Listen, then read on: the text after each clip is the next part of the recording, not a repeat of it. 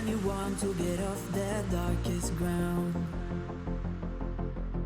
but gravity pulls you straight down. Earth from a bird's eye view. You should grow feathers and say this too. When you want to get off the darkest ground, but gravity pulls you straight down.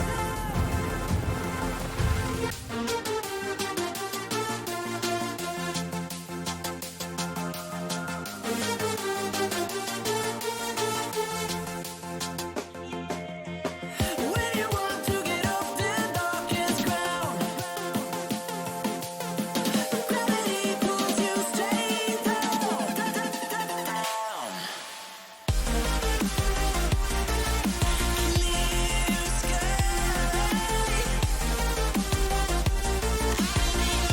Where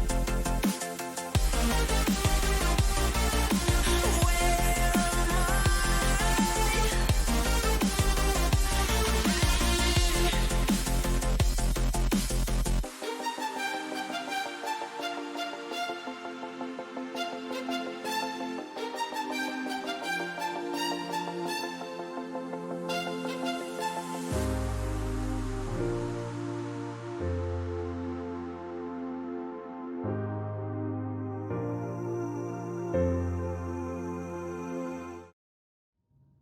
Hello everyone, welcome back to TechTony. Last time we landed on Pertam and we converted the drop pod into a flying machine that got us to a potential base location where we have found plenty of ice deposits. So we'll have plenty of fuel for our starships and rockets. Now, what we need to do before we start building those rockets and rovers and base and stations and all kinds of good stuff, we need iron. Most components require plenty of iron ingots in order to craft. So I usually like to set up my iron mine first. So that's what we're going to do today. We're gonna gather a bit of ice now that we're here, right below, right on top of a ice deposit, uh, and then carry that ice to iron mine. So we'll also have to scout for that iron mine and look for it. So let's get started. Okay. I'm gonna switch to first person camera and then I'm gonna start drilling right here in order to get ice.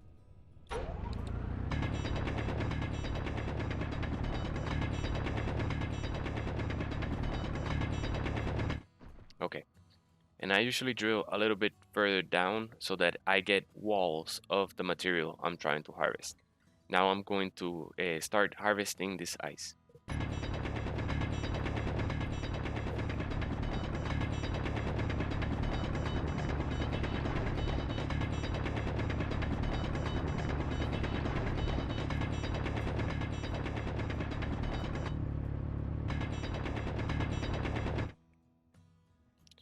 Okay, that should be plenty of ice. So we just need to bring it back to the space pod here, survival pod. And then you can just click deposit all ores, ingots, and components. Your generator should be able to grab the ice. Minerals like ice is considered a mineral, will be able to travel through small conveyor ports. Notice that this storage container has one small conveyor port here and then one large conveyor port. So different materials can pass through different sized conveyor ports. Oop, did you notice how the pod just tilted? Weight is a factor. So the weight being put on the back of the space pod has caused it to tilt in that direction. You can use that to your advantage when you're trying to lift heavy objects. You can use counterweight in order to offset the weight of whatever you're trying to lift. And there you can see I have just put ice in the generator and countered the offset caused by the power. And I can even put a little bit more in the cockpit, and that should put weight in the front, in the middle, and in the back, and that should be plenty of ice. I should not overload the space pod, but I can probably carry some myself. All right, now second step, finding that iron mine wherever it may be. It is morning, so soon we'll be able to see clearly, and I think if we fly above a little bit, we can see better. So that's good. We can use that into our advantage. But before we go, make sure you have your hydrogen tank with you, because we're gonna fly a bit farther than normal from our space pod, looking for that iron mine. So you don't want to lose hydrogen, because then you have a long walk ahead of you. And if you run out of power and it's cold, or if you run out of oxygen and there's no oxygen like in space, you may find yourself a bit too far away from your space pod in order to make it. So that being said, now be aware, just be aware of that, and you can just open your HUD and look at your hydrogen consumption, and then just look. We're gonna use our miner, our drill, because our drill is like a ore detector, although it has a very limited range. So you can use the drill in order to detect ores. Right now, before I even get close to a deposit, I can already tell there's a deposit in front of me because of that difference in coloring in the texture of the mountain. As you can see, there are lighter color tan spots in front of me. That means that there is a ore mineral below it. So it says silicon. There's silicon 32 meters below my feet. Okay, so we're gonna keep looking because we're looking for iron. Um, just look around. Now I'm gonna use my dampeners in order to travel farther distance, because I'm traveling the way I came back, uh, already traveled, so I know there's no deposits there. So I want to save hydrogen. Okay, I'm gonna turn them on. I see another mineral deposit right in front of us. Let's check that one out. This one is nickel, and I should be marking these. Okay, so these are very close to my desired base location, so I'm just going to open my GPS menu, and then this time I'm gonna click new from current position, and it's already gonna mark the GPS coordinates for this current place. And I'm just gonna say Bertam.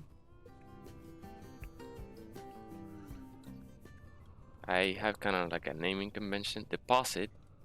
Oh, you cannot use semicolons. Deposit nickel. Okay, and if you're on, I don't do that naming convention on console unless you have a keyboard, because typing is not, it's not the easiest thing to do. So I understand there, been there. Okay, just looking for more, looking for that iron, hopefully close by to base.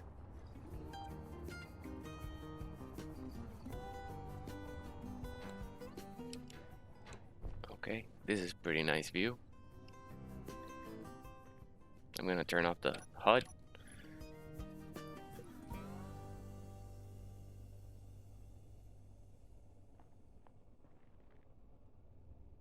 I see no mineral deposits, so I'm gonna fly.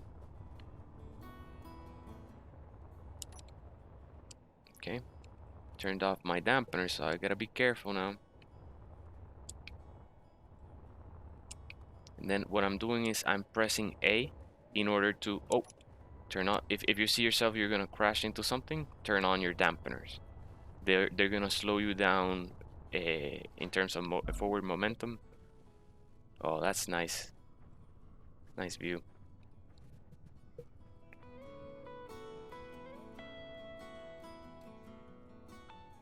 It's morning in Pertham.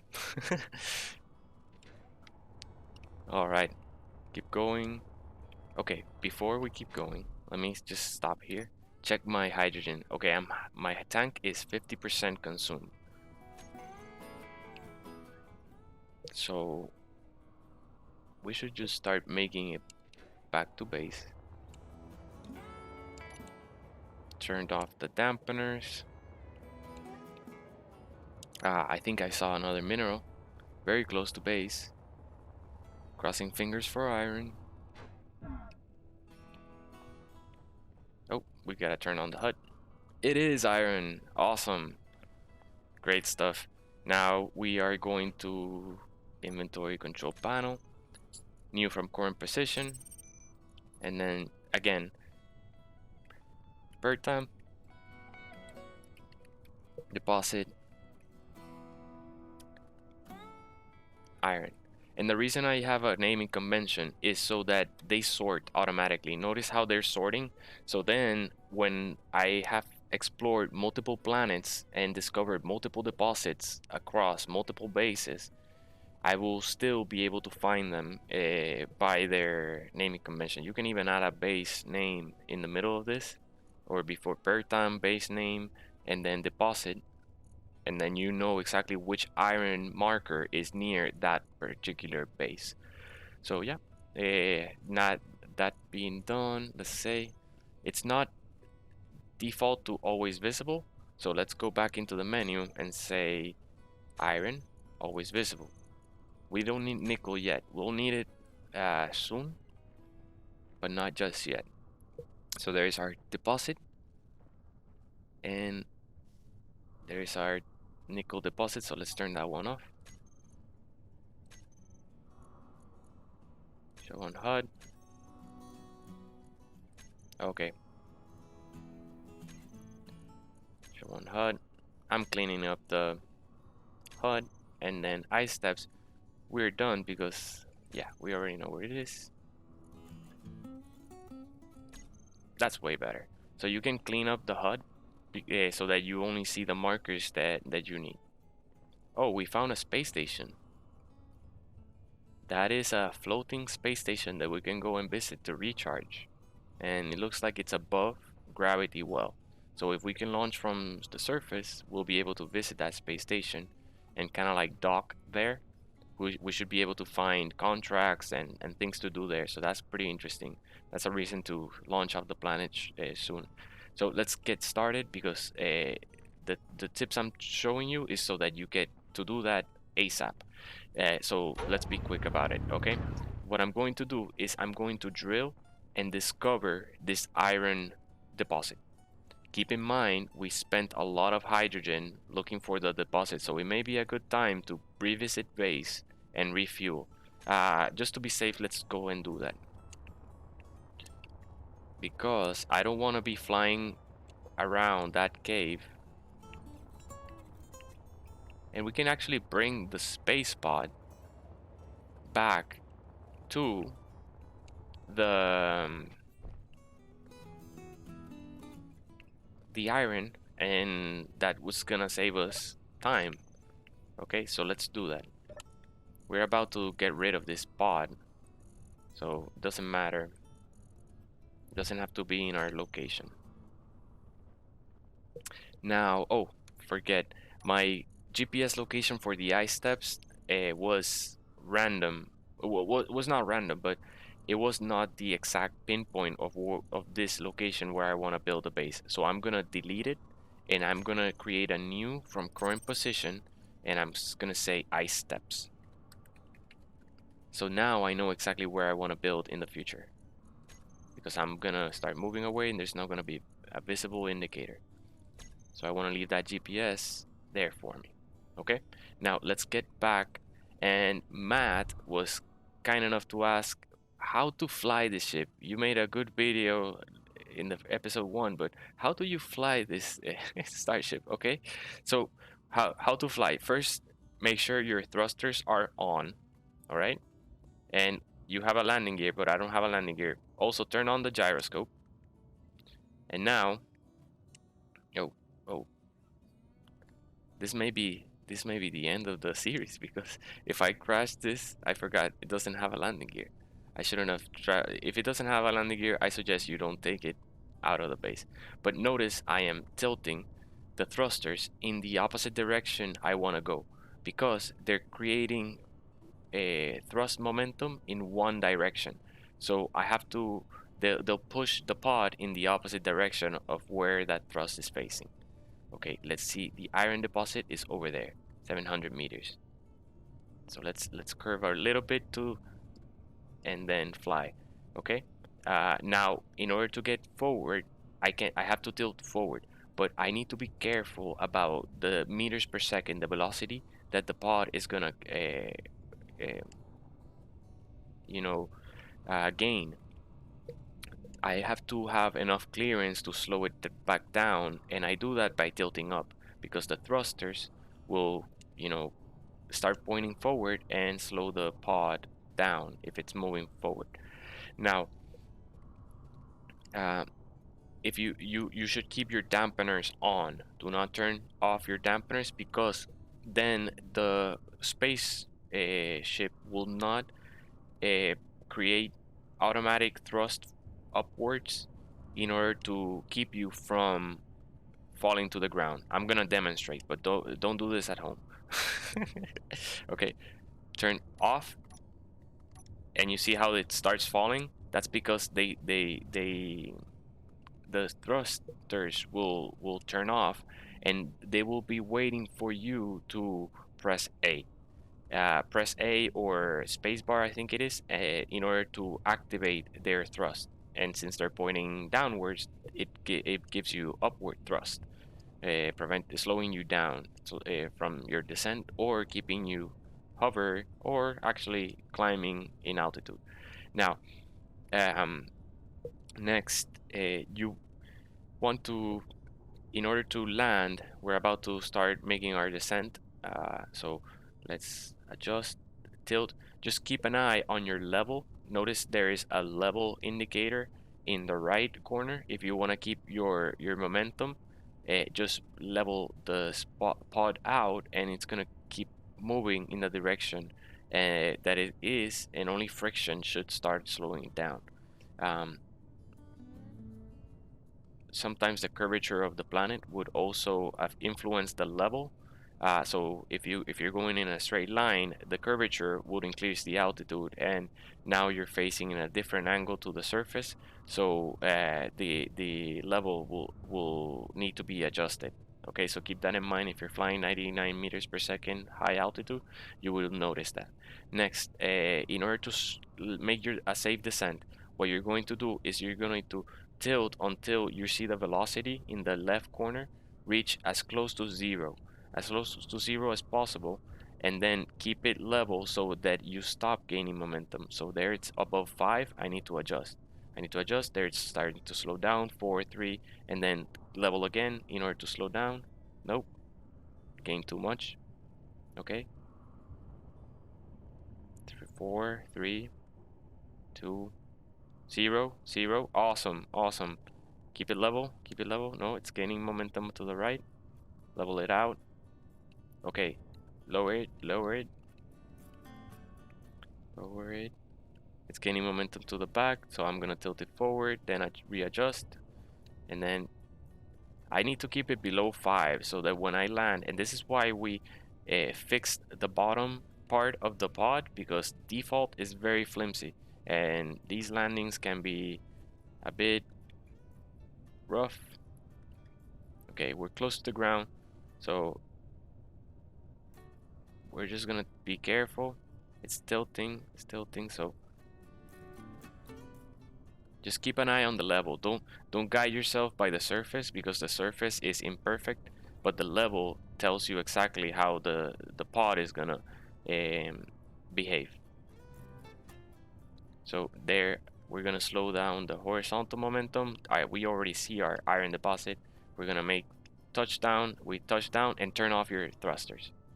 As soon as you land, if you don't have a landing gear, you turn off the thruster so the pod doesn't start shifting and grinding against the surface and causing damage to the bottom components. or the bottom armor part of the ship. Now we're here. We did it. Thrust. We taught the how to navigate this ship, how to move it, how to find the iron deposit.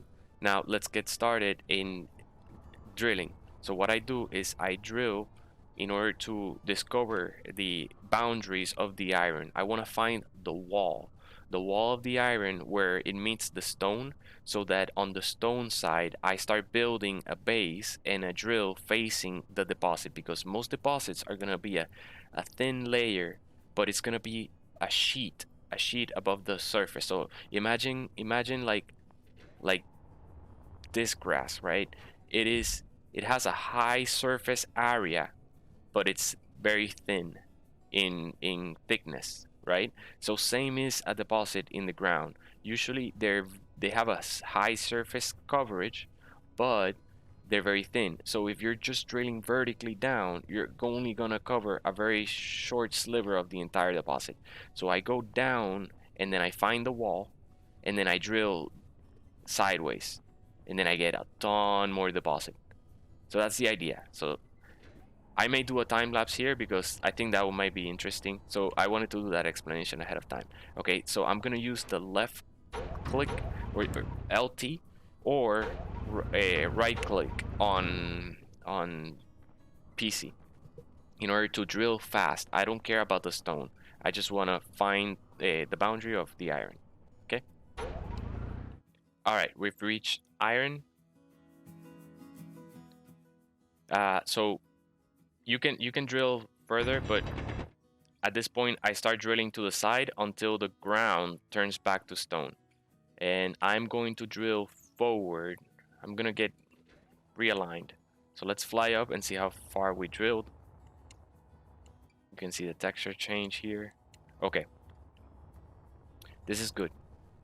Our hole is also not in the way of where our rovers are gonna be traveling to. Notice this is the road right now on screen.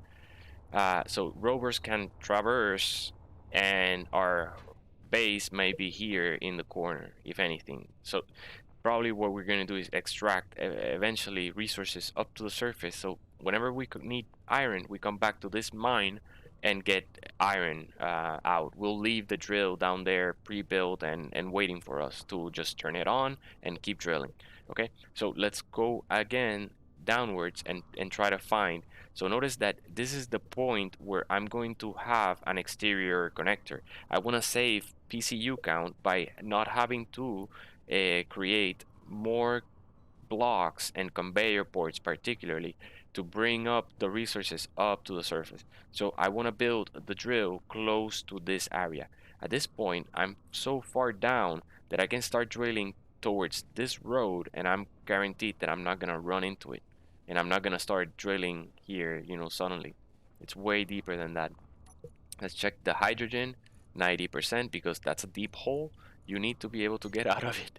If you get stuck down there and you don't have hydrogen, it's gonna happen. Just use your drill to start drilling diagonally.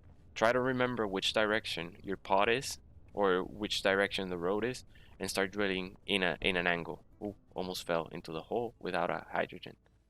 Okay, and that's the trick. And you'll create a walkable path down to the surface.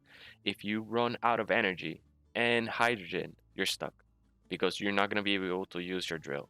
So sometimes it's a good idea to already have an escape hatch. So drill your way out, even if you have no need for it yet, and then you guarantee that when you run out of power, if you do, you you you you make it out. So I'm gonna drill this way because this is the start. This is the start of the iron, and you can see the patch of iron continues all the way this way. Okay, so I'm not gonna start drilling into this because I would have to use conveyor ports to travel all this distance.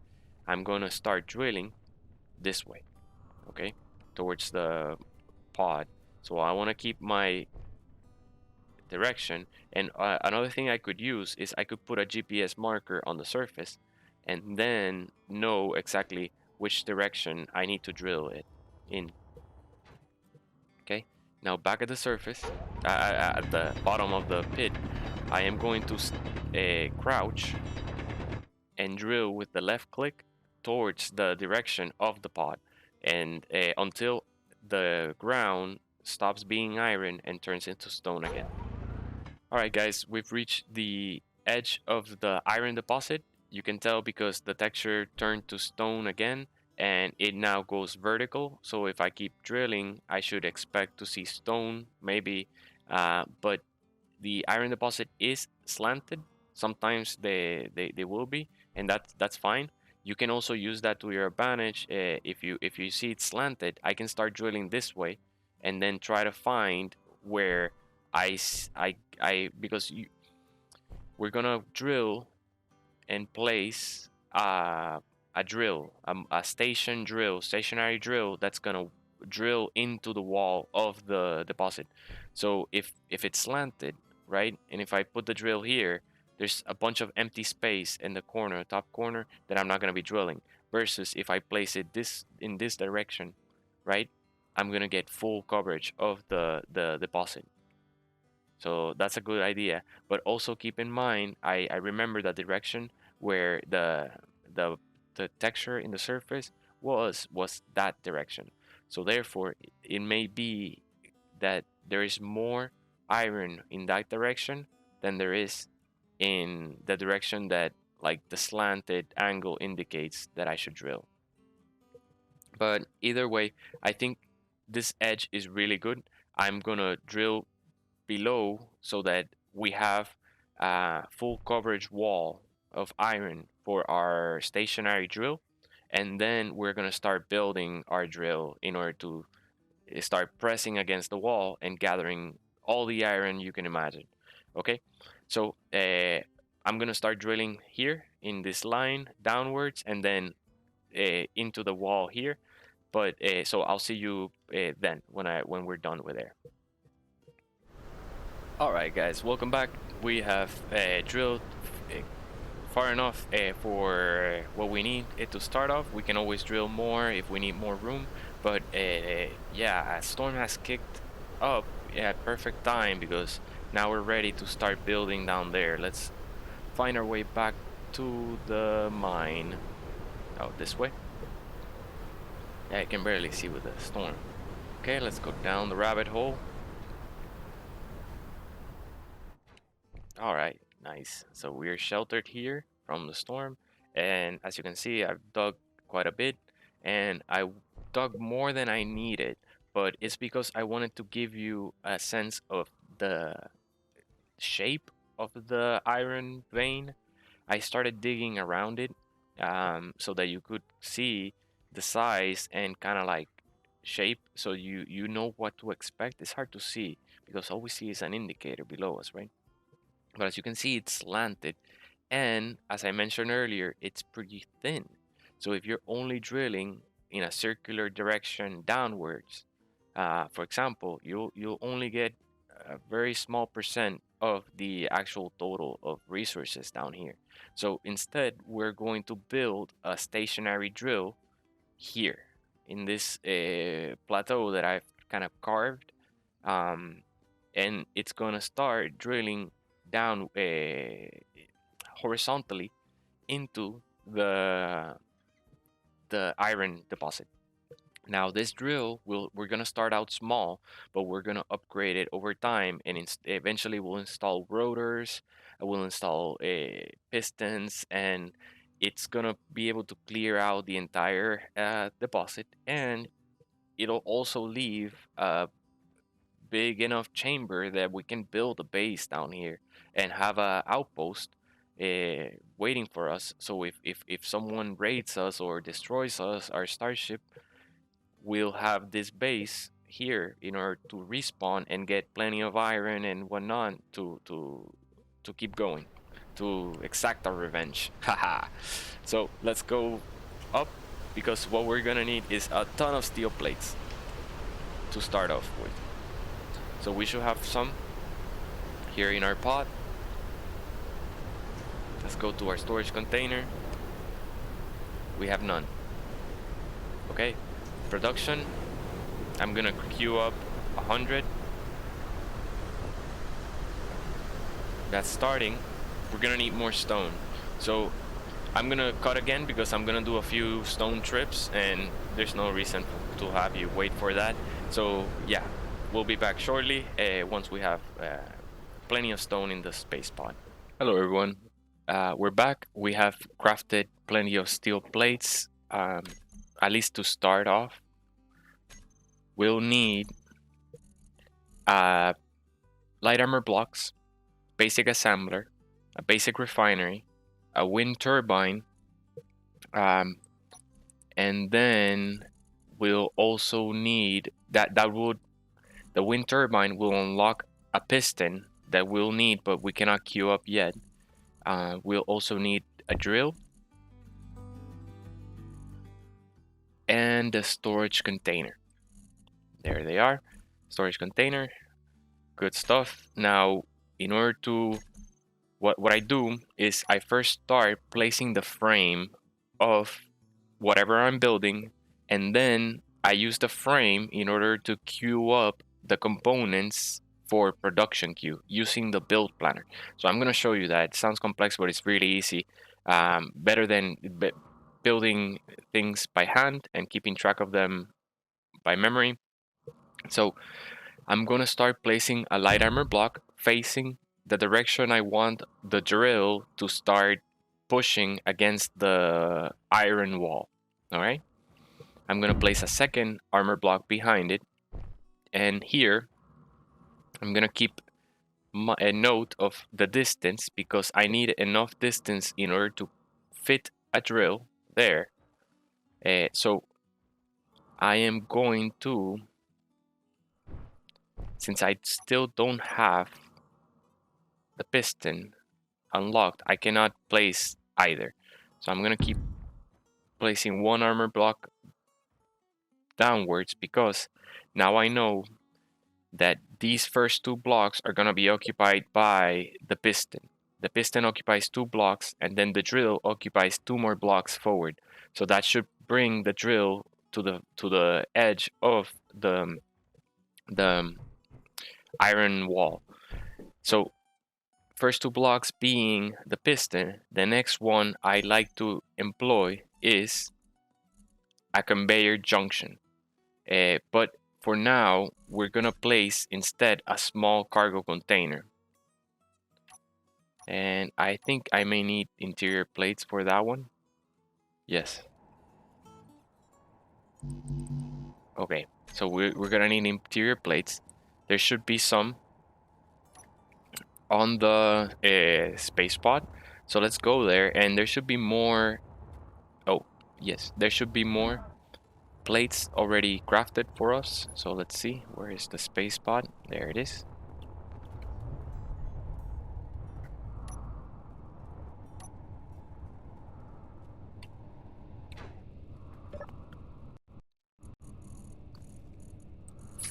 Yeah, only 3 plates. That's fine for the frame. All we need is 1, really.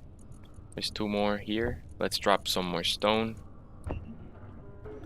So it starts making even more plates. Oh, I saw more plates there. There we go. Good. Okay. Turn on our jetpack. Always check your energy, but we should be good.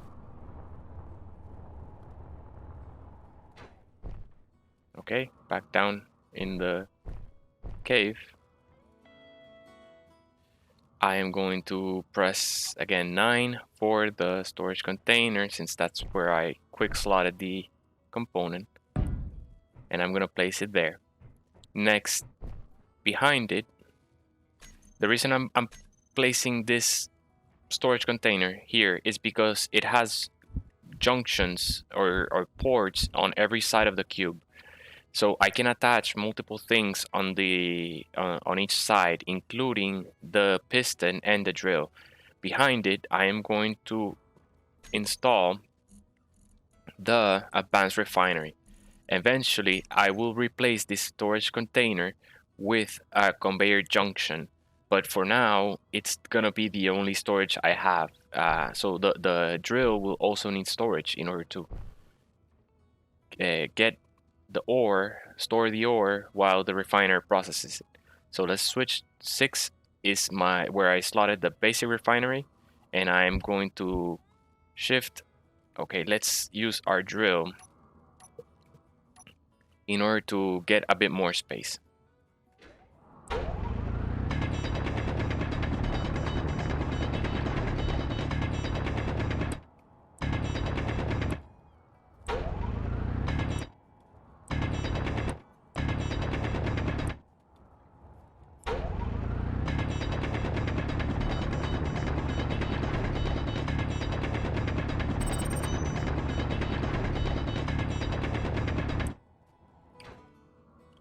Okay, that should be plenty of space. Now I can select 6 again for the refinery. Notice the refinery has conveyor ports on only 2 sides. It's a 2-block component. So I place it upside down usually, because then I can use the bottom part is not occupying space, the top part. But yeah, it's up to you. So I place it like this, and now the refinery is going to be connected directly.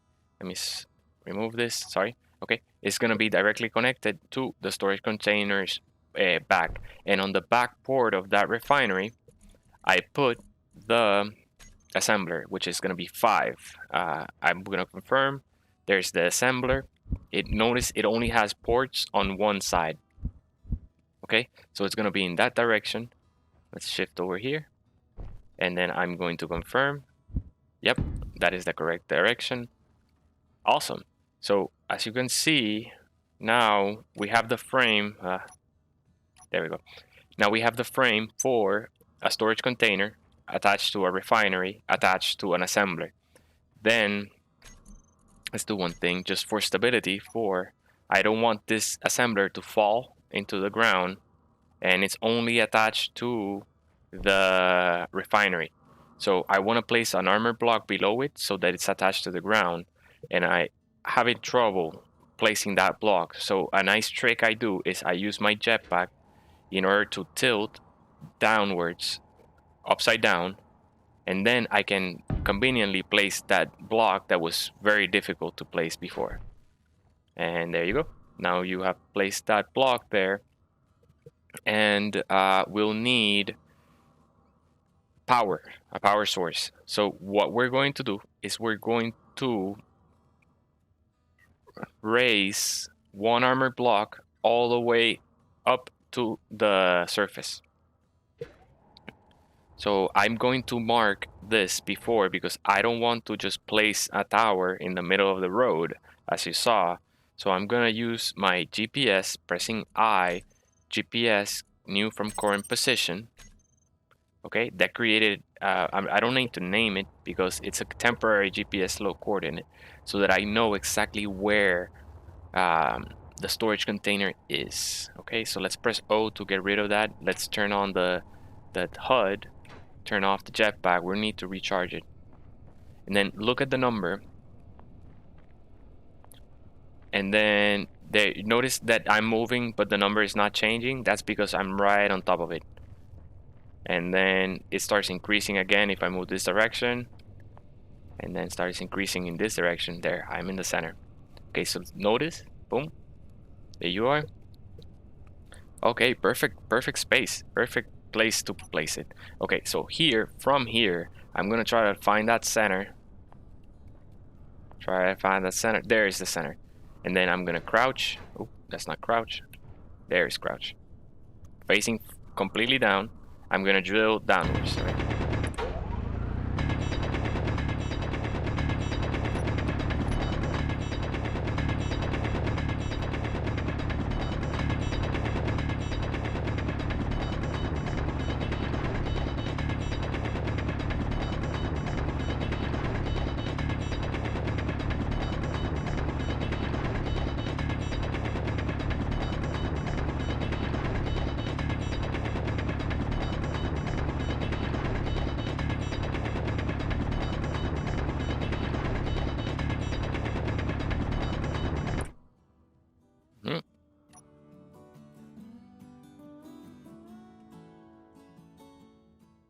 Yeah, there's the location.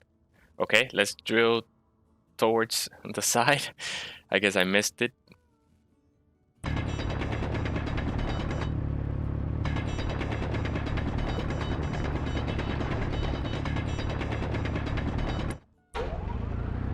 Not by much though.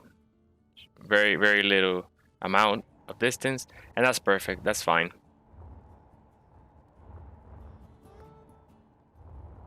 Okay, so we just need a frame. We just need frames. So let's see how many plates we have. We have 43 plates. That's plenty of plates. Okay, so let's use 4 in order to select the armor block. I am going to place one here and then here, and from here I'm going to start working my way upwards. We're gonna have to drill a little bit.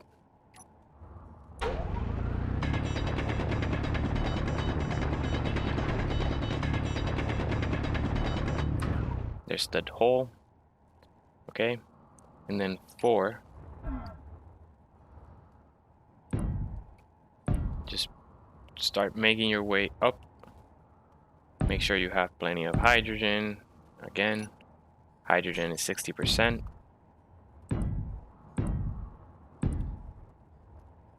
That's how you raise a tower from the bottom of the ground.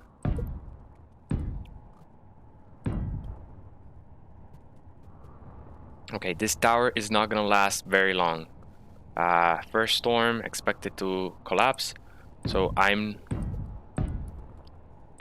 gonna raise it,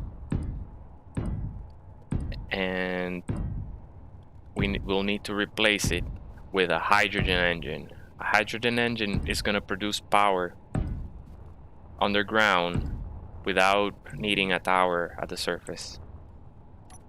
I'm gonna keep going up. Being in a canyon will help it be protected as well. So we'll see. Let's leave it up unwelded. Actually, I'm gonna weld this one because I'm gonna lose access to the center block. You'll see what I'll run out of plates. Okay, never mind. We'll leave it unwelded. Carefully getting plates out of it. Okay, there we go. 4.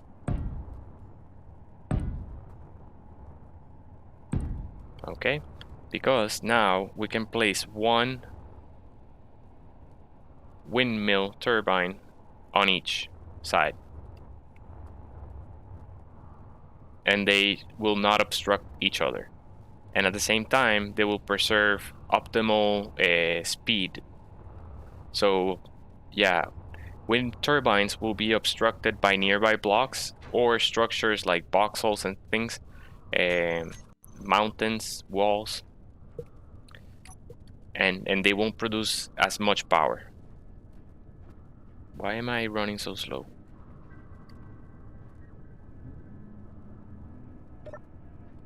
Okay, so now we just need more items, and we have plenty of ice, but we don't have stone. So yeah, I'll be back when I have gathered plenty of stone. Probably gonna start gathering nearby, near the, like right here, so I don't have to travel back and forth. Notice this is the same texture. This is not sand texture. So why go into the hole when you don't have to? I'm gonna dig a flat area so that the stone doesn't roll down the mountain.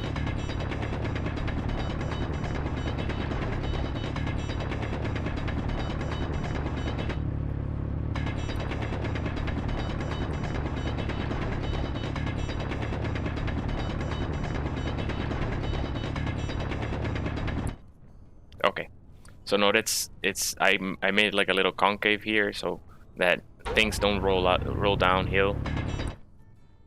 There. Now I can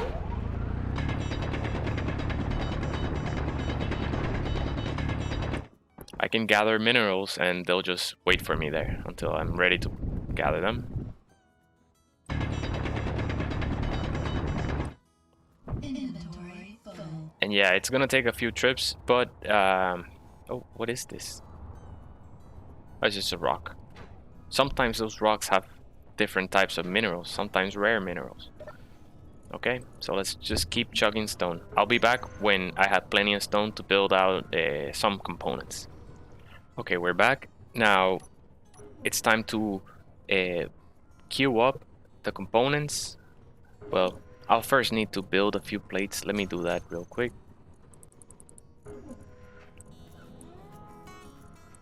Okay, interior plates queued. Let's create the frame for the wind turbines. So let's press 7, then fly up. Make sure you have gravity. 7.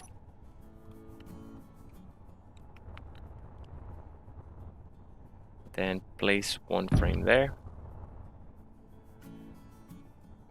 Another one there. Another. And finally, one above. Okay, for now, we just need one. So let's start with the one that's above.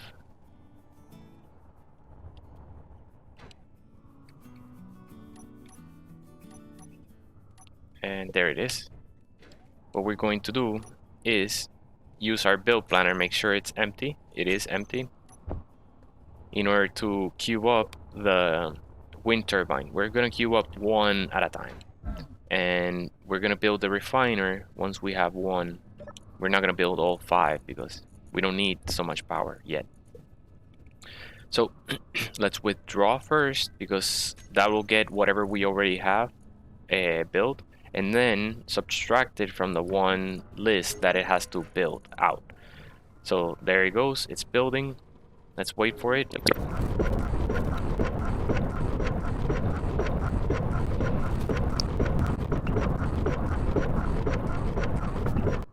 Okay, it's done building. Now let's go to our inventory tab and then click withdraw components for build planner.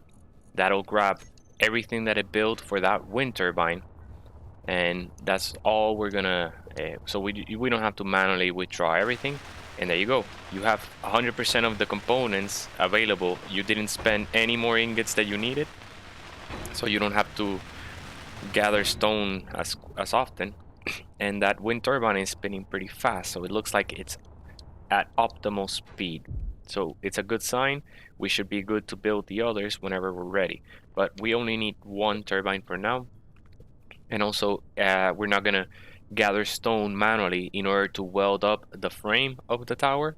We're gonna do that with the iron that we get from the deposit. Oh, I see lightning bolts already in the background. Okay, let's get out of here.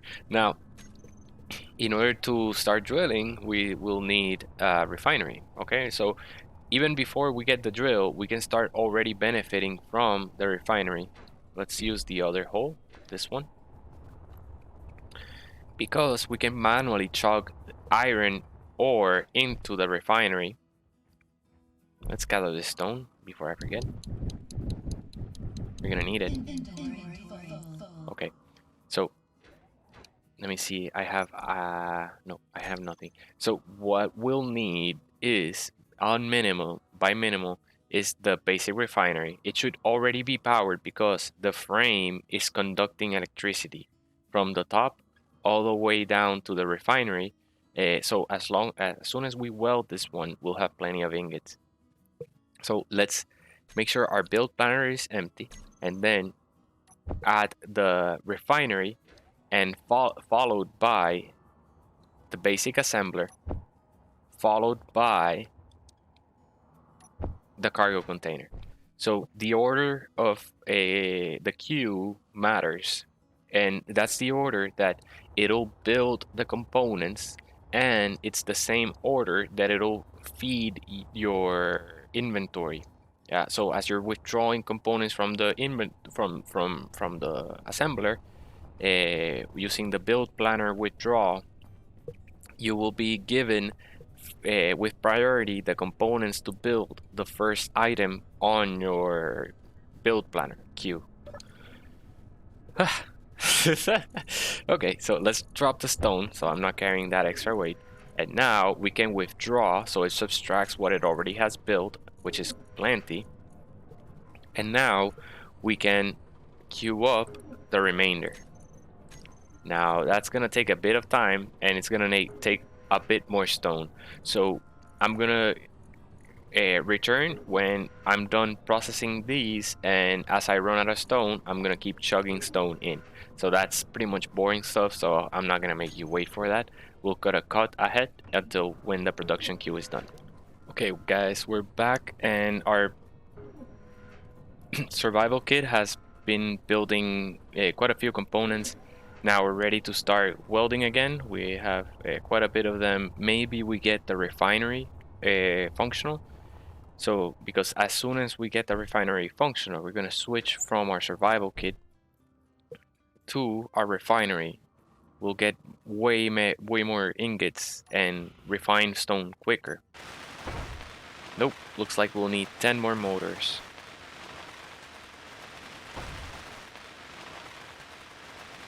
We can weld that up. Ah, barely. This is gonna be easy though, because I know exactly where to get motors quick. Our drop pod is, we're no longer gonna need it.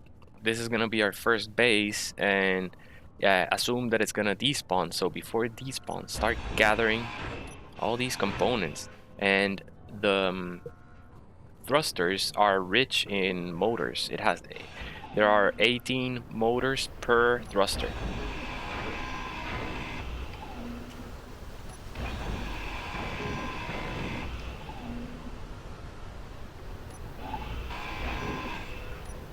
Okay, that's enough. So let's go back down.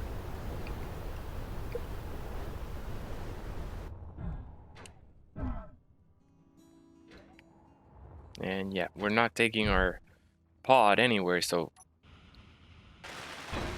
there we go. We have a functional refinery. Let's see what else we get here for. Oh, look at that. Plenty of materials for the assembler. Some for the storage container as well. Great stuff. Let's go back up.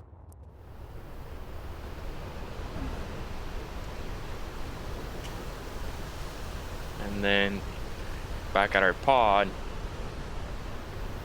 we can finish grinding this one. We can grind away the gyroscope. We don't need that anymore. Not going anywhere.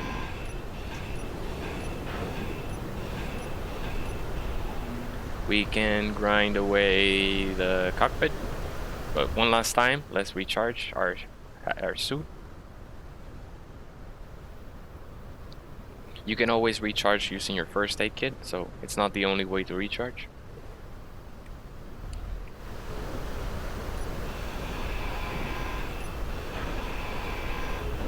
Oop, I had plenty of items. That's what happens when you grind away block that has items still in it. They fall, and they're considered their own grid or entity, so they cause clang. They bang against other blocks and cause damage.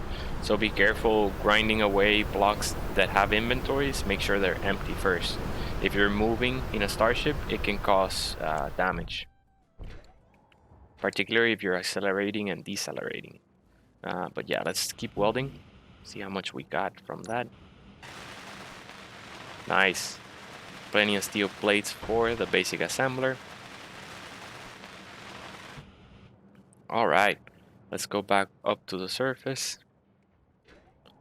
And what we're going to do is drop all these components in our storage container.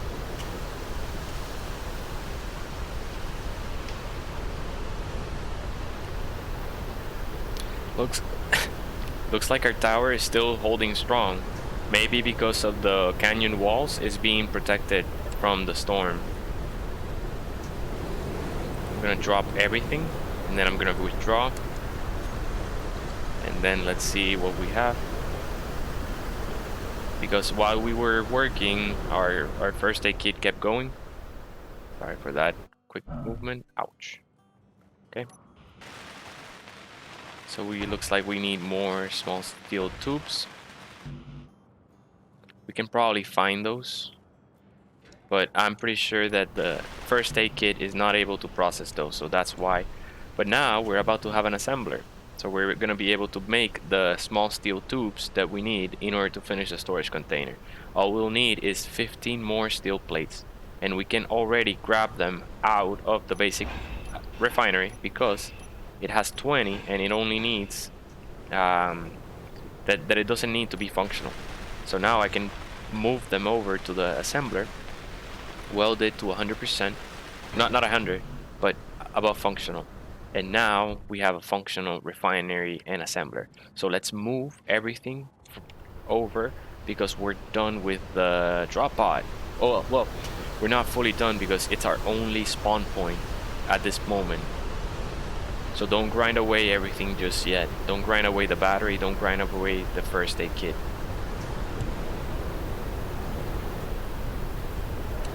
You can drop all these there. And then let's start grabbing the ore. The ingots, stone, nickel, silicon. Next, let's start with that because we'll need to chuck a bit more stone into the new refiner in order to have enough for the small steel tubes in order for us to have a storage container down here. Then we can move the components. Since I have this frame in the way, you can still access the port behind it. So it shouldn't be any problem. There we go. It got the refinery. Now what we need is small steel tubes. This time I know exactly how many we need. So we're gonna click shift or no control for 10 and then 20. That's what we need. And I can confirm by pressing 1. Yes, we need exactly 18 more. Excuse me, my controller kind of messed up. Gotta reset it. There you go. Yep, there it goes. Sometimes happens when controllers are connected by USB. Now all we need to do is chuck stone into the refinery, but this time it's gonna be more efficient. So be right back.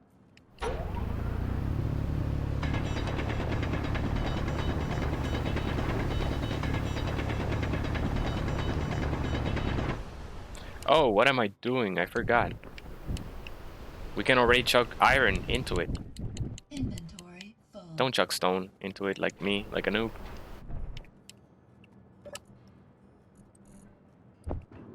You can drop the stone that we got. Okay, let's drop that in. We're done. We're done with stone. Let's get these. I'm gonna move over here.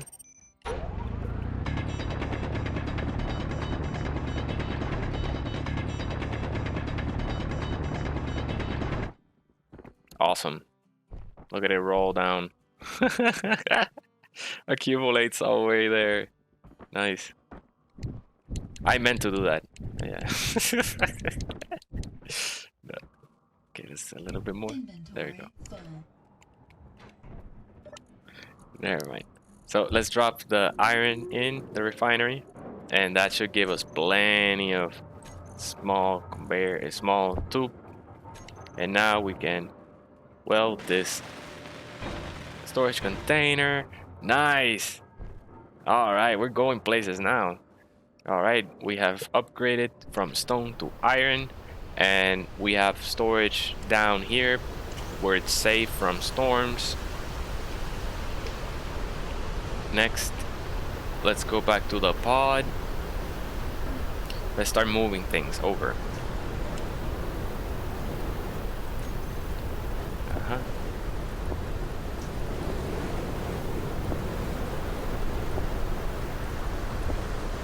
Okay, we're full, so let's go back down. Okay, fuel low, be careful. Run out of fuel.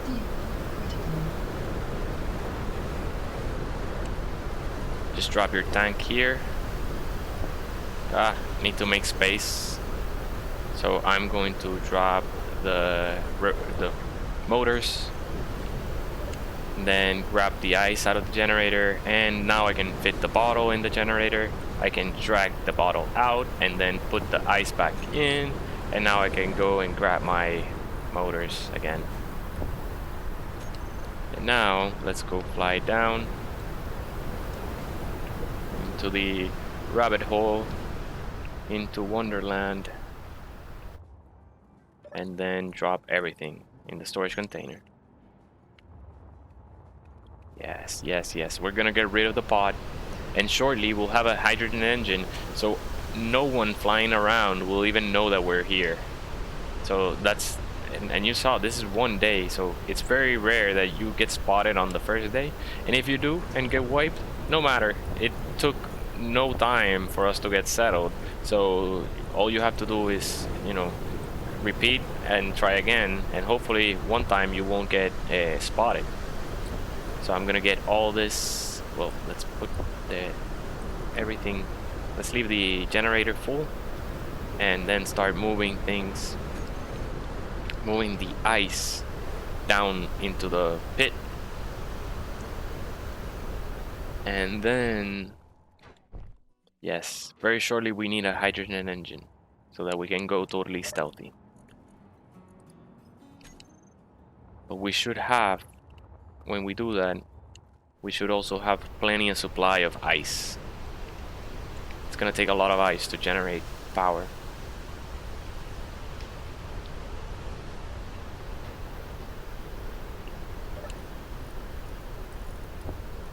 Nice. Okay. Next, we can get rid of the radio. Oh, we're full of inventory, so let's go back down.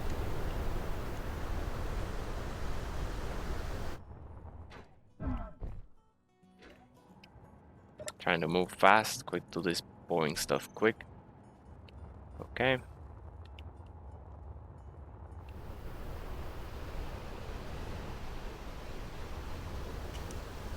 Be careful not to crash into your tower, because it doesn't, since we haven't welded it, you crashing may cause it enough damage to come crashing down. This is good. Now we're ready to start grinding away, and you don't have to grind away everything. Let's see if we can target it, especially because we have a very bad welder. These radio components are gonna be valuable. Detector component, radio component. All right, that's good. Let's fill up our hydrogen bottle one more time. And I'm gonna start moving the anything I can fit. No, let's do one more trip, because next thing I want to build below is a generator. So we're gonna be able to refuel down here. So let's start doing that. Let's drop everything in here. Actually, we already have the steel plate, so let me do that first. G menu or radio menu. I'll use the radio menu this time. And I go to gas and logistics, O2 and H2 generator at the top. And then notice that it has ports on some sides and not all of them. I'm gonna place it this way. So I have ports connected to the top of the cargo container, with a port facing in the outwards direction. Okay. That actually attaches to the ceiling, and now the grid is attached to the ceiling of the cave. Let's weld whatever we have, and then with our component, our build planner is not empty, so let's clear it and then add the generator to the build planner. And now let's deposit everything and withdraw what we already have built. Next, let's add the remainders to the production queue, so they start producing right away. We have attached it, and pretty much it's just a bunch of steel plates. So let's see the production. Yeah, that's what's going. Bunch of steel plates. And while that finishes, what we can do is go and get the remaining ice and generator. Inner drop pod.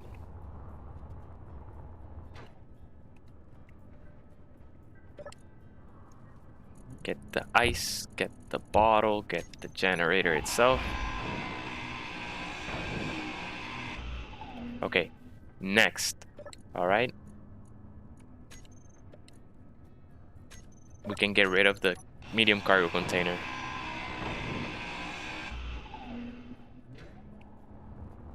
And let's go back down, drop these inventory. Some people may want at this point to move their first aid kit down into the cave.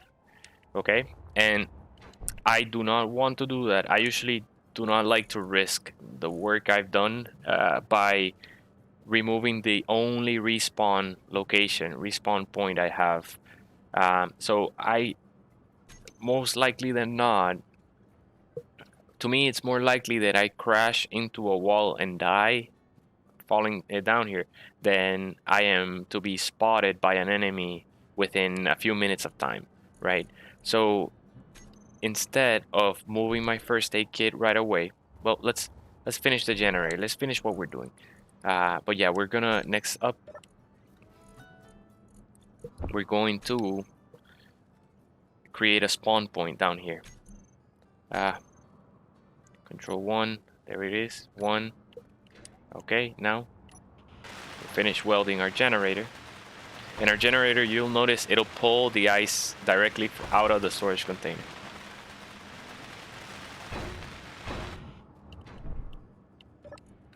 Yep, it got the ice. We can move the bottles now, at least the oxygen bottle in there. Next, let's drop the hydrogen bottle, refuel it, recharge it, and drop the steel plates. Okay, we have a clear inventory. Remember your power consumption. Looks like one turbine is good, but it may not be tomorrow because the wind speed varies day by day. So right now we may have a good source of power, but tomorrow it may lower. So if you have a first aid kit and it loses power, then you will not be able to respawn.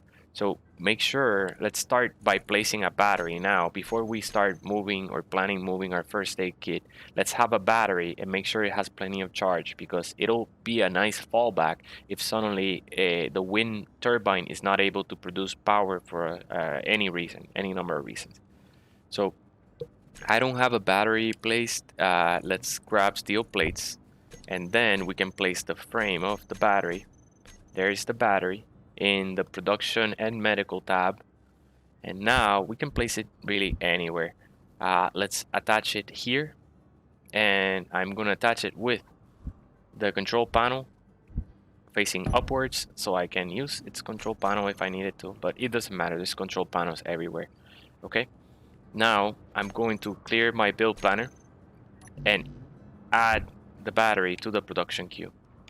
Now, next I'm gonna withdraw whatever I have, and then I'm gonna produce the remaining. Power cells were not able to be produced in the first aid kit, so we needed an assembler in order to produce them. So that's a benefit of this setup here. So once you have this, you're able to build batteries, including small batteries for starships. So while that finishes, what I want to do is, one, let's go recharge the suit back in our first aid kit. And then we're gonna travel to find a silver deposit. This one may take a little bit more time to discover, but it's gonna allow us to have plenty of survival kits. You could move it. You can move it. Just be careful not to die while transporting. If you're starting out, there's no reason. There's no reason. Really, you're not gonna get discovered in 5 minutes, 10 minutes that it'll take to find a silver deposit. Okay, so let's go ahead and do that. I'm gonna show you, if you're in a single player, you can press Alt F10, open the admin tools, and then you can shift the time of day offset, and you can make it morning. So there is a brand new morning on Pertham. Let's keep going. Let's start looking for silver deposit. Welcome back, everyone. We have finally found silver. I decided to cut the footage because it was just an hour plus of me running around finding silver. But what I learned, so you don't have to spend so much time, is that silver and gold are metals that are only found very deep underground, so 60 meters plus, and the drill has very limited range, so it doesn't detect them because of how deep they are. So I probably ran into multiple deposits, but they were just too deep for me to tell or detect them. Oh, excuse me.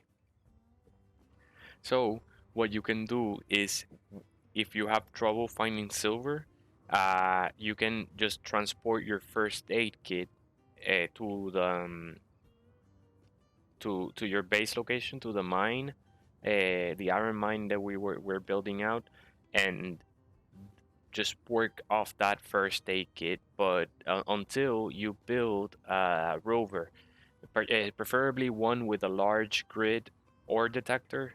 Um, so we'll build one that's pretty much what we're gonna build in the beginning, a rover that's gonna help us dig for more minerals and stuff. So you can wait until that, but if you're on Earth or Mars, you should have no trouble finding silver because you can also look out for rocks, pebbles in the surface, rocks that you'll find on the surface, and you can drill them into them, and they'll have one type of mineral. So some will have silver, and that's all you need for a bunch of first aid kits and medical, because we need to build medical components in order to build the first aid kit. And to build the medical component, you need silver ingots. So that's why we needed to find ingots. So let's drill down to the silver deposit and gather some for back our base. Okay, we struck silver. So now I'm gonna dig to the sides.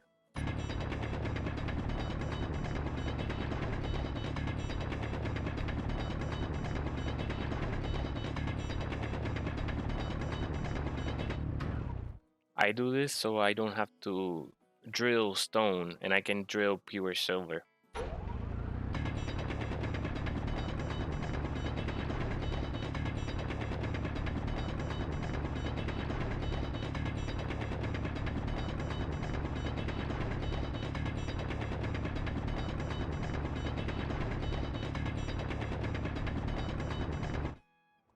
Okay, that's a decent size area with a shaft all the way to the surface. So we can start drilling for silver.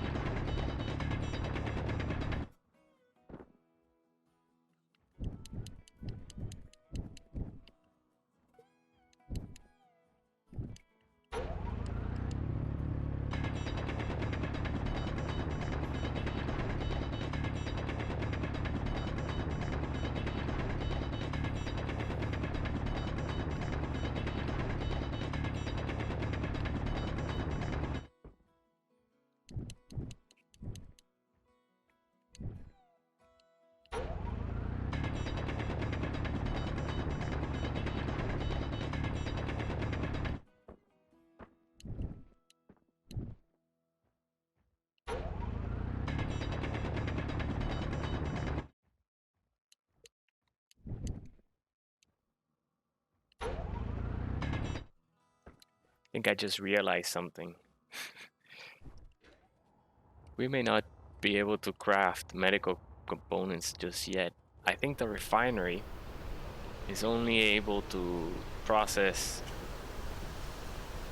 light metals, not heavy metals like gold and silver. So yeah, we need to upgrade our refinery. Okay, so that's the next task we have. Let's go back to base. Be careful flying in storms because you can get struck by lightning. But we're just gonna risk it.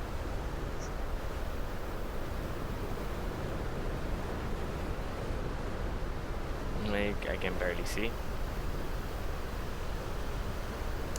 I'm gonna use dampeners so I can control my velocity because I cannot see at all.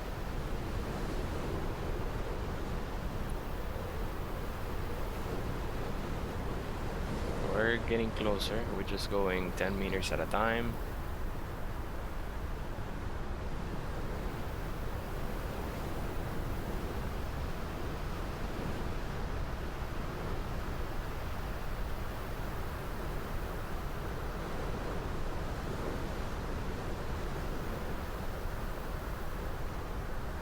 Okay, here we are.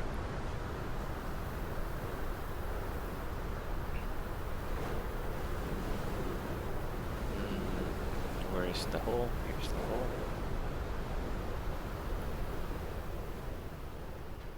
Ah, back at base. Awesome. Now let's drop the silver, see if anything happens. Nope. Silver and gold need the refinery. The advanced refinery. No problem. We have a battery here. I think we have enough components to finish it. Let's see.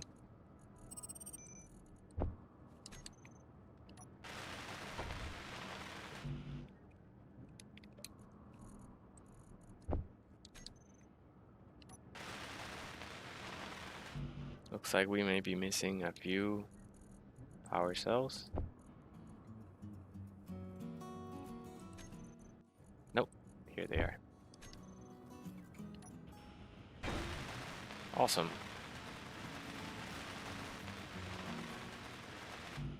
We have a functional battery, and in order to detect or tell how well the battery is doing, we can go to the control panel of the battery, and there on the bottom right corner we'll see the stats, and it says max output 12 megawatts. This is the power that it distributes to all the components attached to this grid.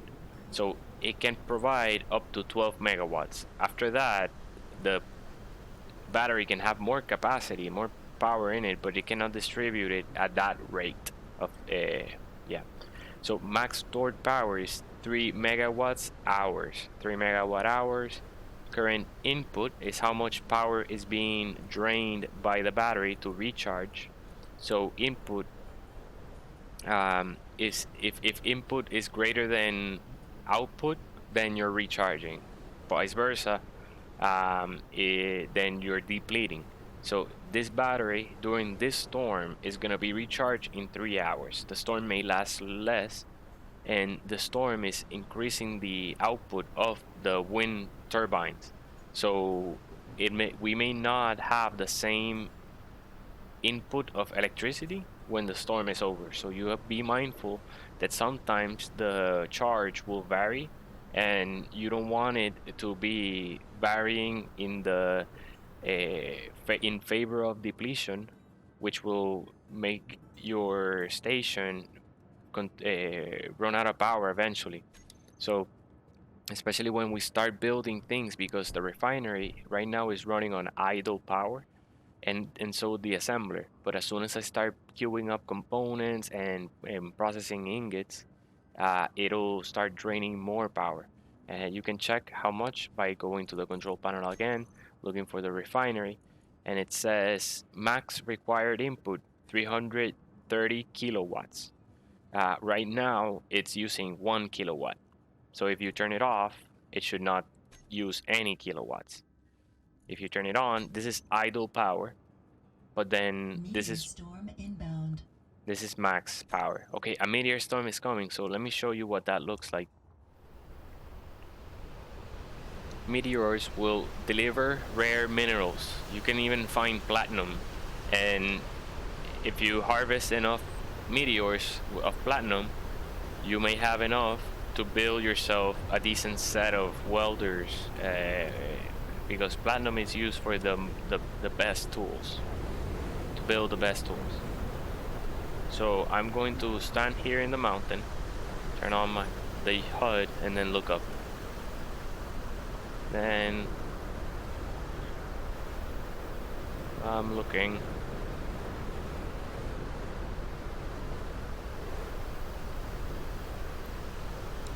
Have they fallen already? Oh well.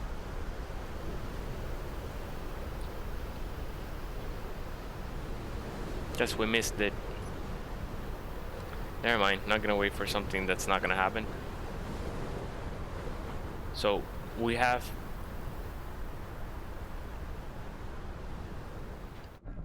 okay, let's recap. We have built a basic refinery, Low.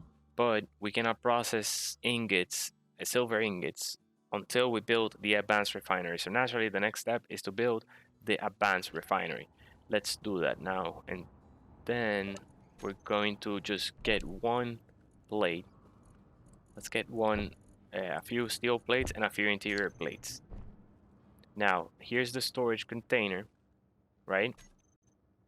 What I'm going to do is I'm going to place one conveyor sorter here.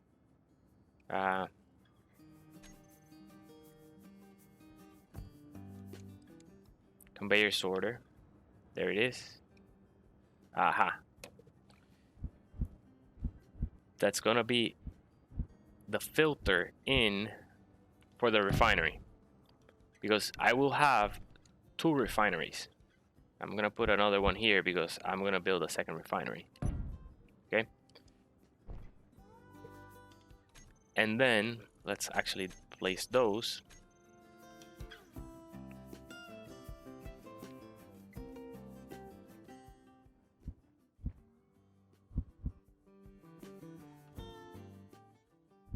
Okay.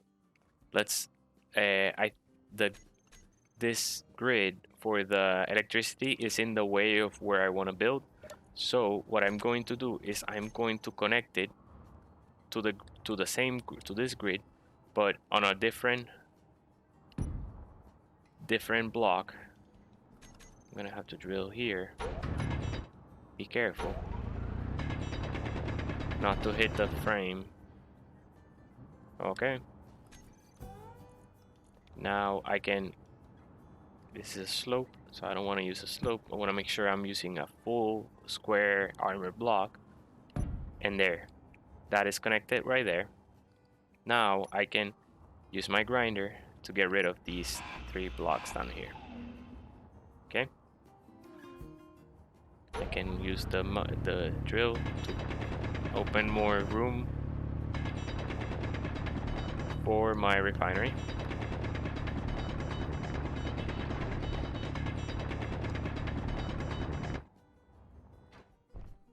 Now let's get the refinery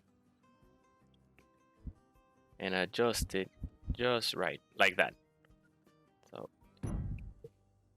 that way there is a sorter that's only gonna allow certain minerals to enter, because we will have this refinery be a yield refinery and the one on the other side be a speed refinery. So this one will also have a filter in, preventing certain minerals from entering the speed refinery, because say we start harvesting the iron ingot over here, we want to make the most out of the small iron deposit. Therefore, we want our yield refinery to process that iron. But at the same time, we're gonna be gathering a bunch of stone all around it, and we don't want our slow yield refinery to be processing stone and us waiting on the stone. So that filter is gonna prevent any stone from entering the yield refinery, and then we'll have a speed refinery. So we're also processing some of that stone, if not all of it, uh, into other components, into other ingots materials, because this filter will prevent iron from entering the speed refinery. So let's start doing that. We're gonna drill a little bit further so we can see this one.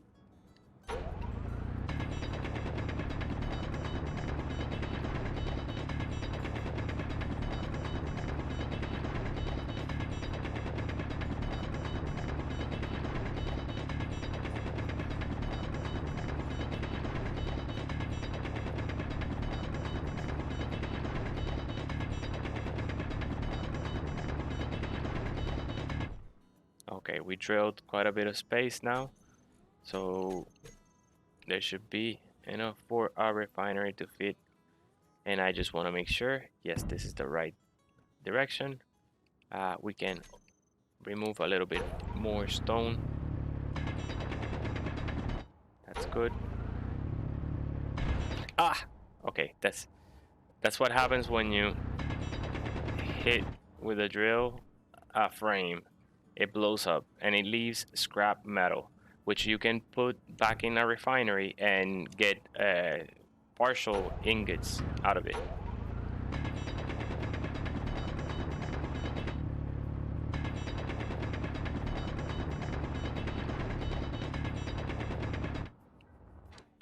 All right. Let's try to place that refinery one more time. There it goes. Nice. Okay. Now we have one refinery on each side, both attached by a sword filter. So let's start by welding. Energy. Ooh. Okay, low energy. We gotta get out of here. Find the hole. We can still use our jetpack in order to get above ground. And then look for our survival pod.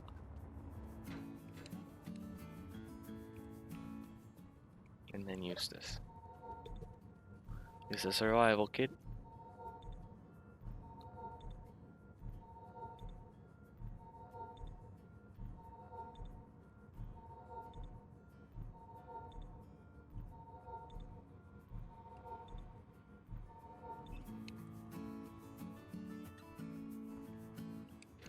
Alright, let's go back down.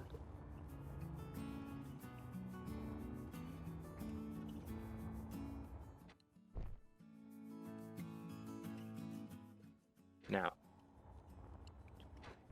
let's make sure our build planner is empty. It was not. So we remove the battery from the build planner. We're adding now the 2 sorters first. And then we're gonna queue up 1 refinery.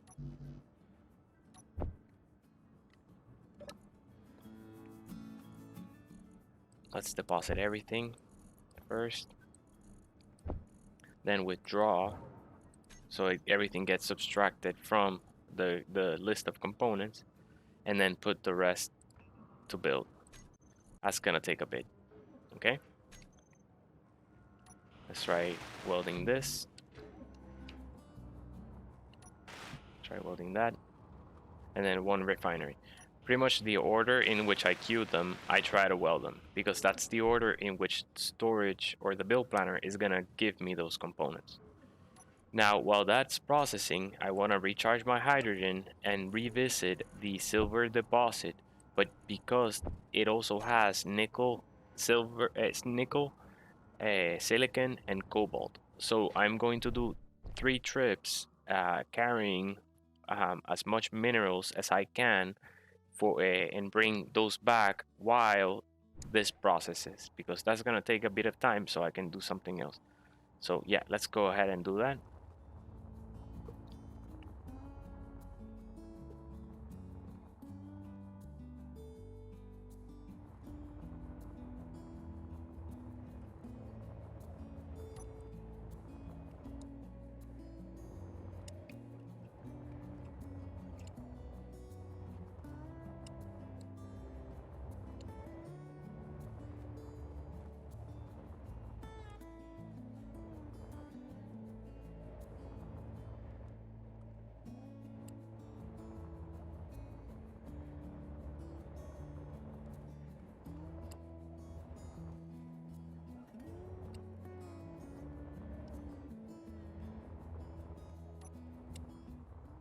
Okay, we're here at the silver deposit. There's the hole for the silver, but it's really far away from the nickel and the cobalt. So I'm gonna find the center piece between these, the center point between these three.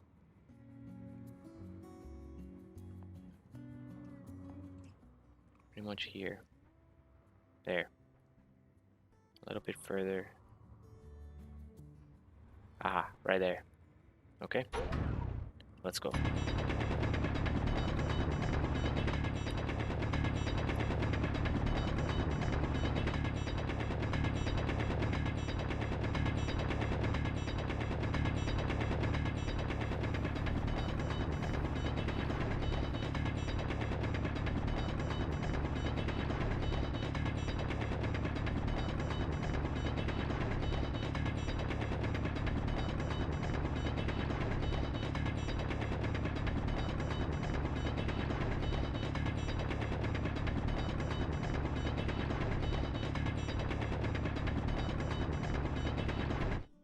All right, we hit silicon there and nickel right away as well. So we were on point. I'm gonna start clearing a bit of room and then start harvesting these. All right, nice. So now we have access to both pure silicon and pure nickel. Next, I just wanted to mention that since the silver vein is right next to this one, you may want to eventually connect the two together via ground, via underground, so you don't have to fly above, right? And then find the hole for the silver. Oh, where is the hole for the silver? There's the hole for the silver. You see? So what you can do, no, it's not the hole for the silver. This one. So what you can do is put a marker, GPS marker on one of them, go way to the bottom, put a GPS marker on one of them, and then from the other one, you start drilling towards that marker, and you would have just created a tunnel between the two. So we'll do that further on in the video. Wait, not this one probably, because it'll be a bit before we build a station down here. But this is a very good location because it has like it has 4 different minerals. We haven't even seen cobalt. The cobalt is still a bit deeper down. But yeah, very good area. Now let's fly back to base with this silicon and we'll come back one more time to get nickel. Probably cobalt too. Okay, we're back at base. Let's deposit the silicon. Now let's try to withdraw components for these and see what we got built. Looks like we have one full sorter.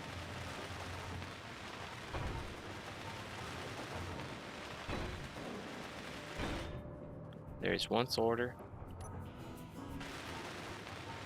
The second one is complete as well.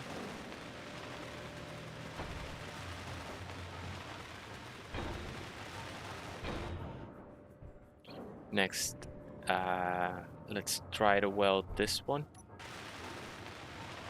Okay, so it's gonna need more components. Let's see how well it's doing. Production seems to be missing iron ingots. So therefore, I'm gonna make sure, do I have iron in the... Nope, there's no iron anywhere. So let's chuck some iron in so that we can not just have our refinery processing ingots, but also our assembler constructing components. So we're doing even more things at once.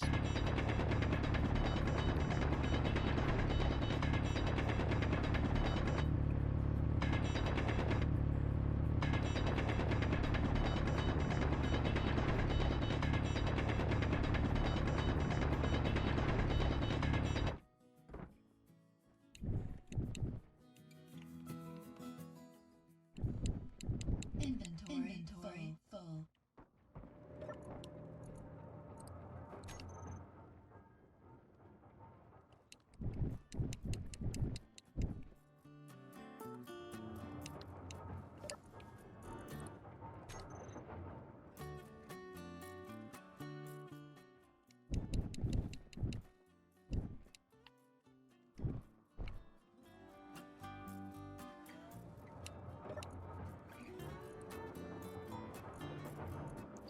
All right, so we have deposited 5,000 kilograms of ingots, iron ingots, but we still have 3,000 silicon ingots or kilograms of ore that are being refined. If I want to prioritize iron over silicon, what I need to do is drag, click, and hold on the iron and drag it to the silicon, and it'll rearrange them on the refinery. And now the refinery will start processing iron with priority. And once it's done with the iron, then it'll go to the nickel, and then the silicon, and finally the stone. So that's how that works, because now production has resumed. I notice we'll need grids. So what I'm going to do is visit the other mine again. Make sure you have hydrogen. I do not have hydrogen, so let's recharge the hydrogen.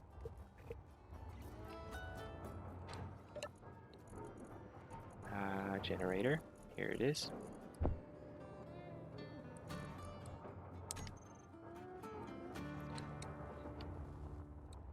So I'm going to revisit the other mine and get cobalt this time. All right, we struck cobalt. Let's dig a little bit more room. Okay, energy is low, so I'm gonna stop digging for room and prioritize just getting the cobalt and getting back to base here, and then drop the cobalt. Okay, we can drop it in the refinery, and then that's fine. We can tell it prioritize the stone. Stone is processed really quickly, and then start with the cobalt. It's got enough silicon, so you can rearrange the order so that you're not waiting a long time for one element to process if you don't need it. Refueled my hydrogen, and now I'm going to visit the first aid kit in order to recharge my suit. After that, we could get a bunch of nickel, but I want to see if we have enough to build the first refiner. All right, our our battery is recharged. Let's go back down. Let's see if we can build one refinery.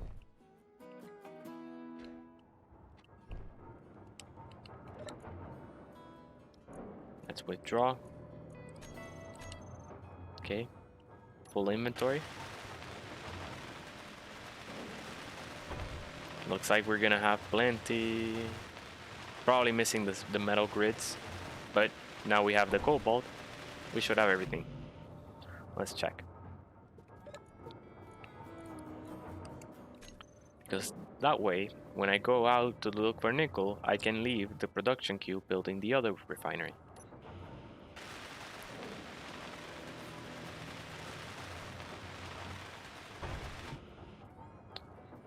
Alright, let's just get more. Alright, no. So it looks like we're out of something. Let's see. Production needs ingots, iron ingots. Okay. Next, let's get more iron ingots. So let's make sure. Put the iron in the refinery and put it in priority. So production resumes. Great. Awesome. That looks good. Let's go back out. Check your hydrogen. Hydrogen is full. Let's go get some nickel. And now we'll have one handful of every single mineral, and that should be enough for now to start to build ourselves a decent rover that will able to be to drill for more resources. And with that rover, we'll build the base over there by the lake, by the empty lake bed. After that, we'll need a recharge station, probably even before the base. Probably before the base, we should pick a ice deposit, ice location that's near this base,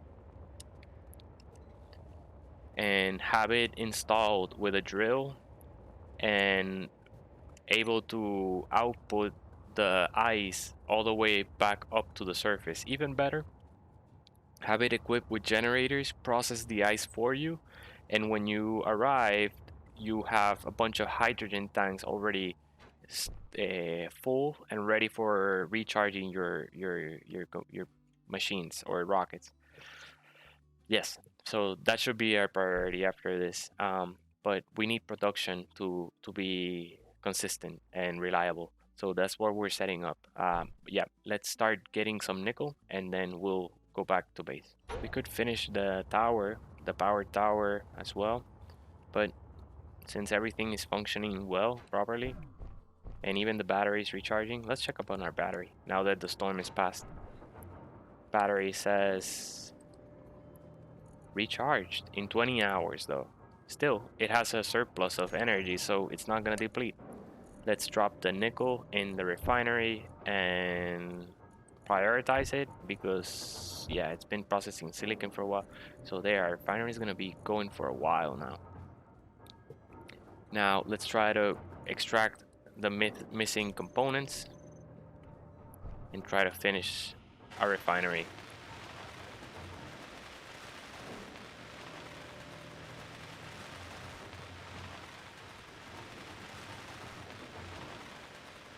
We're getting there, 72%.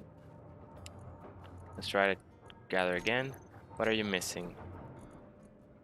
Everything is iron. It was also missing nickel, but now we got nickel. We brought it nickel, so we're good. All we need is iron. Let's get plenty of this time. Nice, nice. We have plenty of iron now. And that should be enough iron for, let's prioritize it because we want to resume production. That should be enough iron for the refinery and also to build the drill with the piston.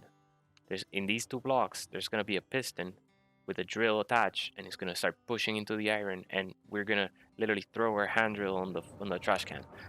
We're not going to hand drill anymore. So let's put that here and then move it over here. We can move the silicon out to make room for more iron, and even move the cobalt out and make room for more. Yep.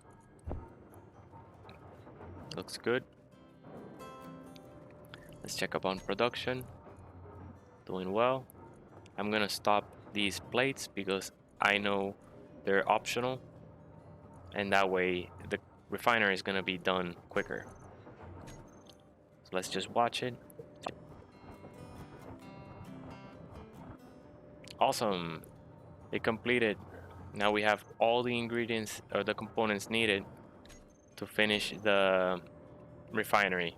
So let's do that.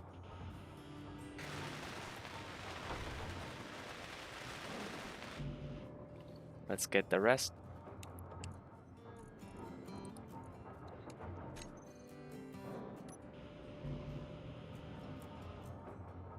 We're missing. We're missing 94 steel plates. Okay, production.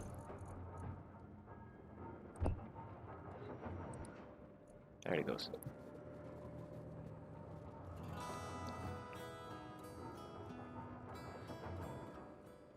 While that finishes, I'm gonna show you how to set up the sorters. As you can see, we can see the sorters in the background. So first task is I need to know which sorter is which. So as you can see here in the control panel, there are two sorters. I'm gonna turn one off and then the arrow turn red. So I know that's the one that I want. So this one is gonna be the speed sorter. Speed, I'm gonna say refinery, speed, in, because ore is going to flow inwards to the refinery, and there's going to be a sorter out. So refinery speed in and refinery speed out are going to be the sorters that filter and drain the ingots, because the refinery doesn't drain its own ingots automatically. So if you just leave a refinery, eventually it'll clog with ingots. it will run out of space, and you'll have to manually remove the ingots. So we'll have a out filter that is going to drain the ingots away. So let's call it the speed refinery in filter will will whitelist. So blacklist will filter whatever you specify. So if you say blacklist stone, it will not receive stone. It will accept anything but stone. Next, whitelist, it will actually only allow whatever you assign. So we're going to use whitelist and allow it to drain exclusively stone.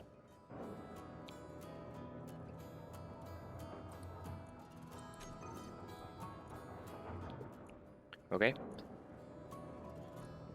so now we can turn it back on, and you don't have to set it to drain all. The refiner will pull the stone in as it needs. Drain all will have the specified filter pull from any storage cargo containers ahead of it. So the arrow is pointing in this direction, so any cargo container will pull the stone. If I said drain all, will pull the stone from this container into the refinery, but the refinery can do it on its own as it empties up its space. So that's why I leave drain all off. Next, I can set up this one. This is gonna be refinery yield in. So in, okay, it has to blacklist stone, but one more, it also has to blacklist ingots, okay?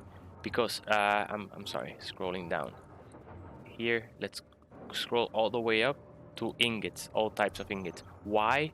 Because the sorter that drains the ingot out of the refinery will start pulling it from the storage container in front of the sorter. So it creates a feedback loop, and the ingots just start circling around your conveyors, and it causes a lot of performance issues because they're just moving, constantly moving around. So you want to make sure that when you create a filter in for your yield, you say to blacklist the stone as well.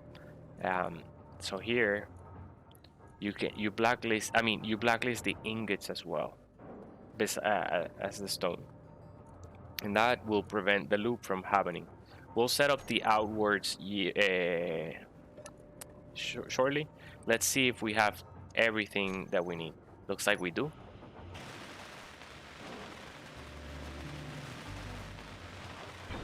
Awesome. Hooray, we have a refinery. This is a step up, big step up. Now what we can do is we can turn off the basic refinery in the back. We can turn it off, and then in the inventory we can start emptying it out because we don't need it anymore. We just upgrade it, right? So just collect everything. Notice that all the ingots were here, so because it didn't have a drain system, it was just a basic refinery.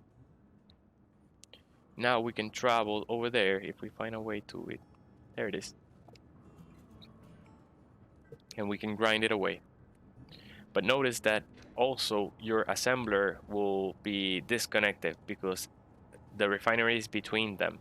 So the assembler will not have access to the grid, the components. We'll have to replace it as well. Let's grind it away though, no problem.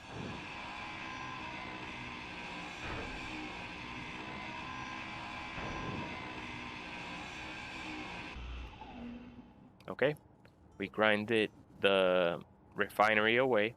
Now the basic assembler is probably detached. I'm checking, it is empty, so we should be fine by grinding it away.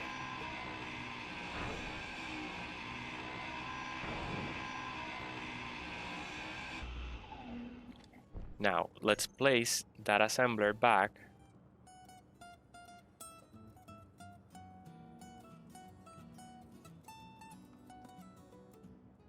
We probably don't have enough yet for the regular one.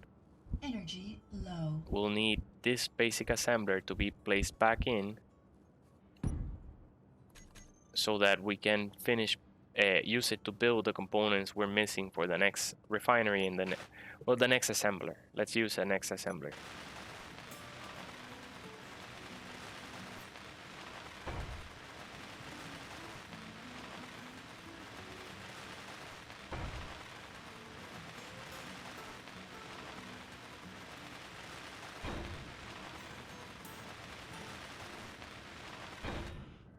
Alright, now we can get rid of this block. Notice that our battery is now disconnected from the grid, so that's important to note. We'll need to place blocks in order to reconnect the battery. Now the battery is connected again to the grid, which everything should be back to normal. Should be fine, working fine. I am going to drill a little bit more space here.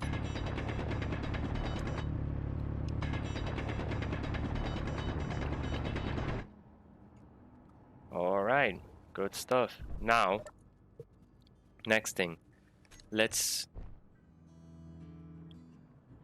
have this refinery work on. Right now, it's not processing anything because of the filter. I put refinery speed in. I'm gonna say blacklist stone. Okay. Now the refinery has started because it now is accepting all the ingots. I mean all the ores. I'll switch it. I'll switch it to blacklist stone later. But once we have the yield one up and running. Next, we want to stop hand drilling. So let's use the piston that we have unlocked recently with the refinery, I think it was. Now with that piston, we are able to now place also a drill at the tip. It says unable to place drill because it doesn't have enough space. So let's drill here. Enough for the drill bit.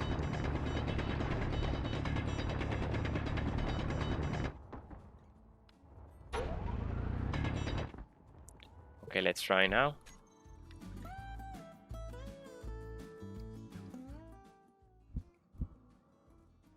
Okay, still not enough.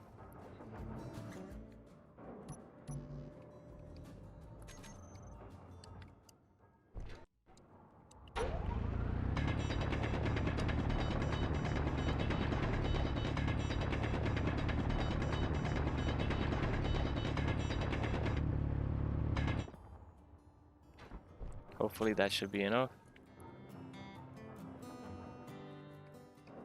Yes. With that, we have placed the drill successfully. Now let's weld it. We have to process it. Let's chuck the stone in the refinery. Okay, if you have trouble accessing, just find another port.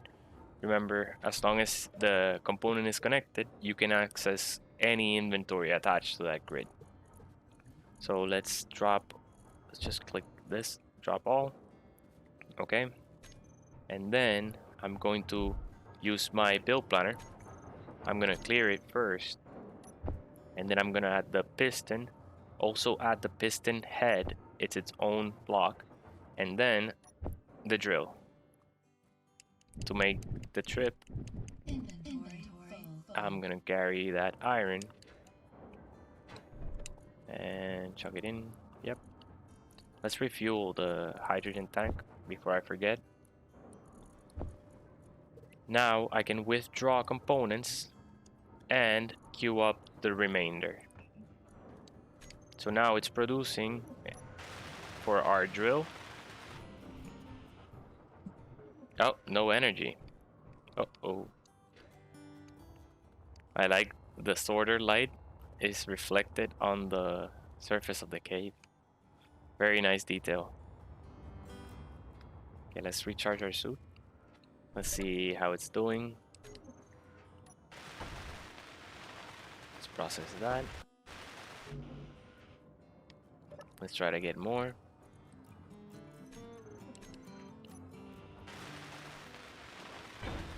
Awesome. We completed the piston. Now let's install the piston part, piston head,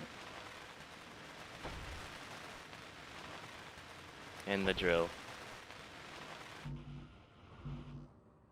Okay, we're gonna need more tubes, large steel tubes.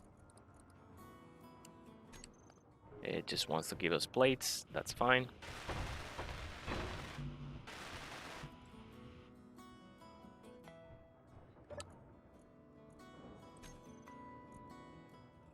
It's missing iron. So what's wrong with the refinery? Are you done with the iron? No. It's just trying to process all the things first.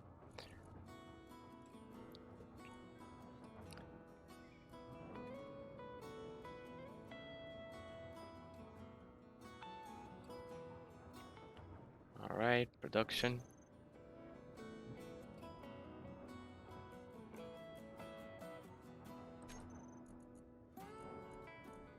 Why is production stalled?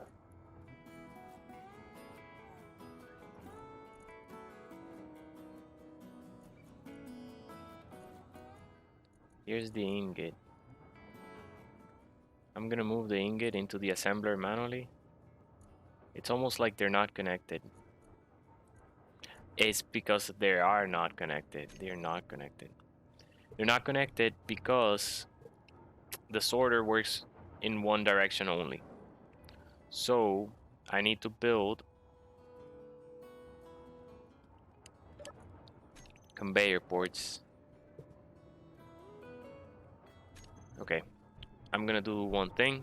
For now, the sorter is gonna go.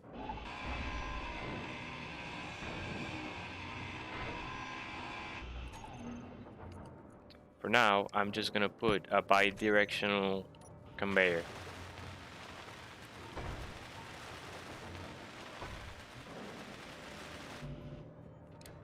It's gonna need a few motors.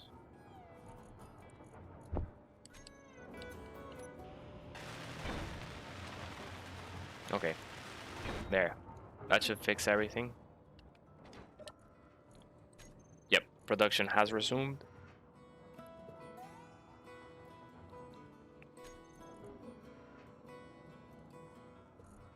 Deposited everything. Alright, almost done.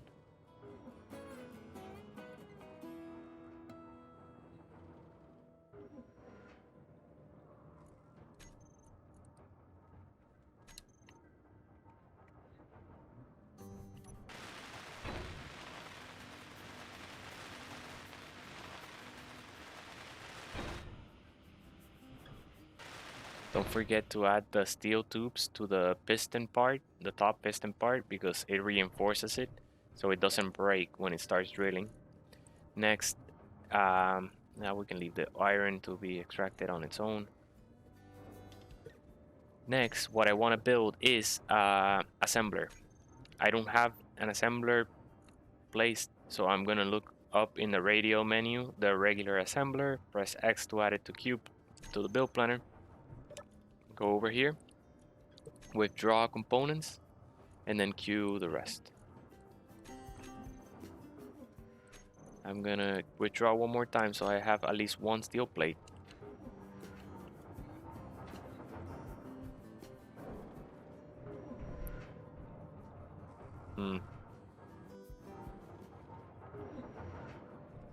Let it finish building and then I'll remove the assembler. Because if I remove the assembler, it's gonna stop building. Alright? So let it finish building and then we'll replace the assembler. For now, meanwhile, I can turn the drill on and I can show you how to configure it. So the drill is very simple, it's turning on and off. Eventually we'll have multiple drills and we will group them together. The piston, however, is the one that you can use when you use multiple pistons. You can use inertia tensor for it to prevent the bit from shaking too much. Physics in the game will cause blocks to break if they have too much inertia and tension on them. So this can be used to help stabilized grids.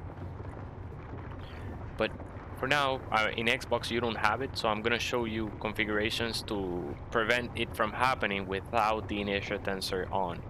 So first thing is you want to just set the velocity, okay? And also we keep in mind, we try to use a velocity that is quick enough for our refinery to keep up. It's as fast as possible, but at the same time slow enough that our refinery can keep up with the amount of stone. Otherwise, you'll AFK, not start doing other things, not pay attention, and then your entire inventory of your station or base is clogged up with stone or iron, and now you have to wait until it gets processed, or manually remove it, or use ejectors in order to push it. When that happens, use ejectors and purge it out of the system. Attach a sorter to filter and only eject stone, for example. But yeah, you want the velocity, usually a good combined velocity. So imagine if I have 3 pistons, just divide the velocity and have it, and the velocity among all the connected pistons add up to 0.0007. So imagine 007, right? The James Bond velocity 0.007. So since we have only one piston, we can set here, you can control click on the velocity, and then you can set an actual value. I'm gonna type 0.007, and that'll push into the wall very slowly, but quick enough, okay, at a good pace that our refinery will be able to keep up refining the iron and not clog the very limited inventory space we have so far. As you can see, it's gathering stone as well. So stone is usually what clogs your inventory up. Let's try to withdraw and just check production queue. Production queue is completed. So what we can do, I can stash everything. I know that I have already crafted all the components I need for the regular assembler. So I'm gonna remove this assembler here, basic assembler.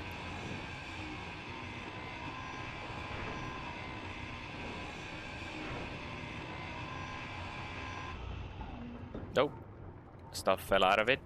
No matter, no problem. And then replace or place a regular full-fledged assembler. Then I'm gonna weld with whatever I have so far.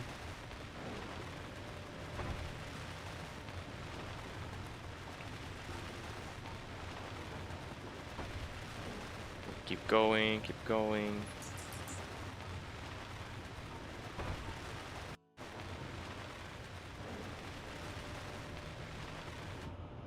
Nice.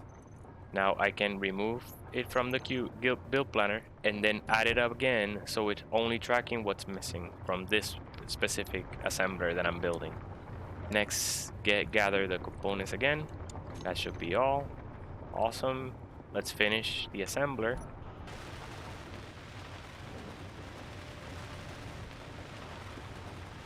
It might be a good time. Well, let me finish welding.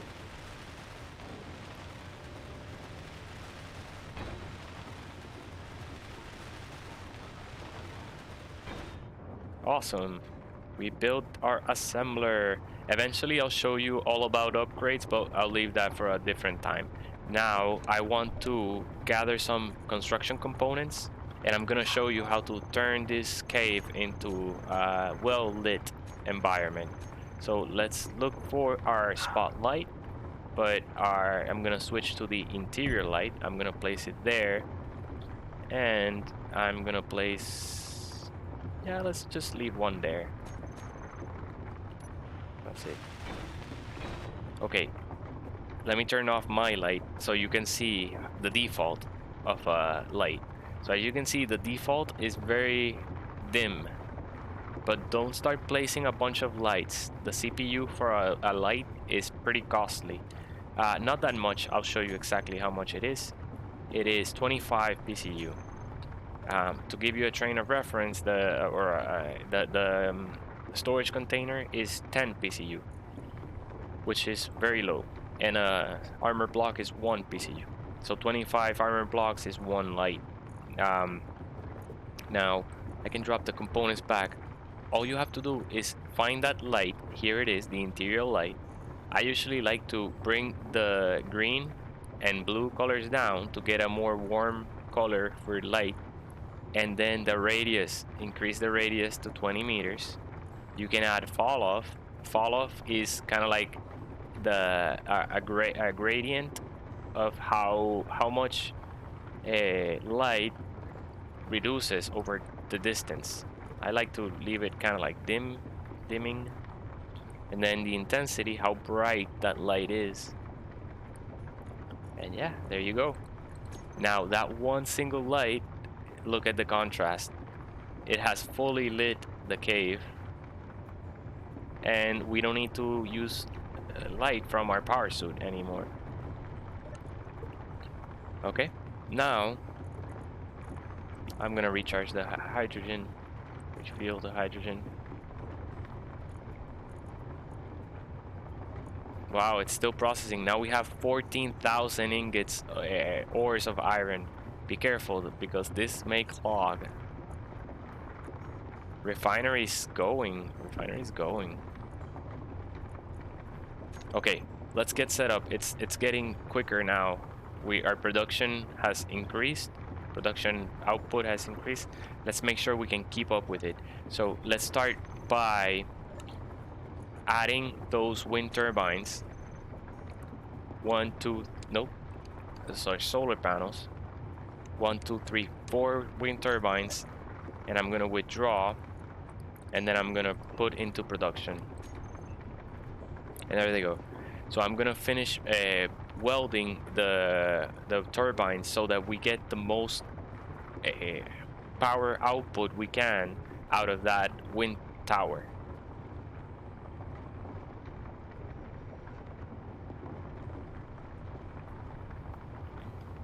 We should do this before we start messing with upgrades, because the upgrades consume way more power, and if we cannot keep up with the power, our station will just overload, and components will start turning on and off unexpectedly.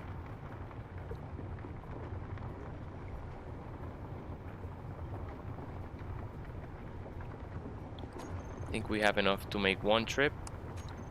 Yep, we have a full inventory now. So let's go ahead up to surface. I think we're in the middle of a storm.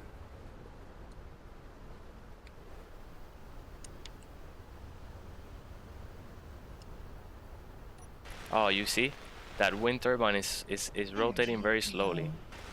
So today the wind is very light, or there's very low wind.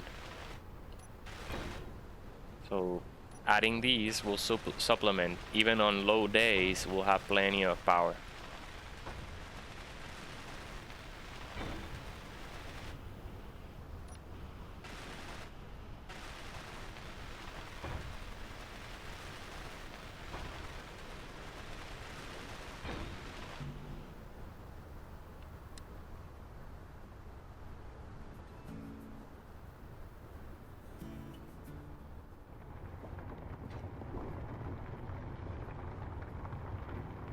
Our drill keeps going, working for us, so we're not working hard.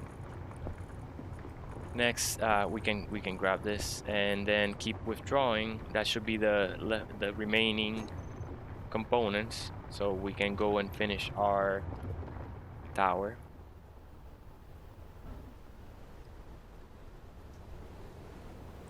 I'm gonna weld it, but not just yet, because as you see, we're building more important components first. Also keep in mind that if this tower comes crashing down, anything you build below it will be impacted by the falling top of the tower. So just don't build anything you don't want destroyed below it. Keep the towers on their own.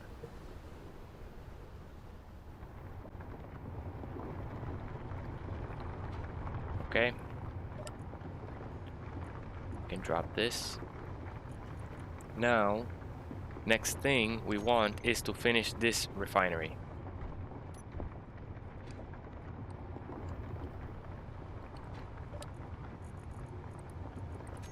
Now let's queue the remaining. Energy critical.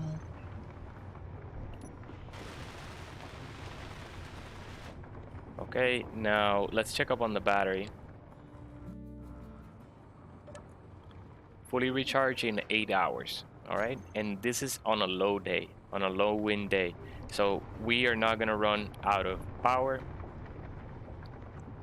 If your storage containers run out of space, your drill, a large grid drill, has 23,000 liters, which is even more than your small cargo container, which only has 15,000.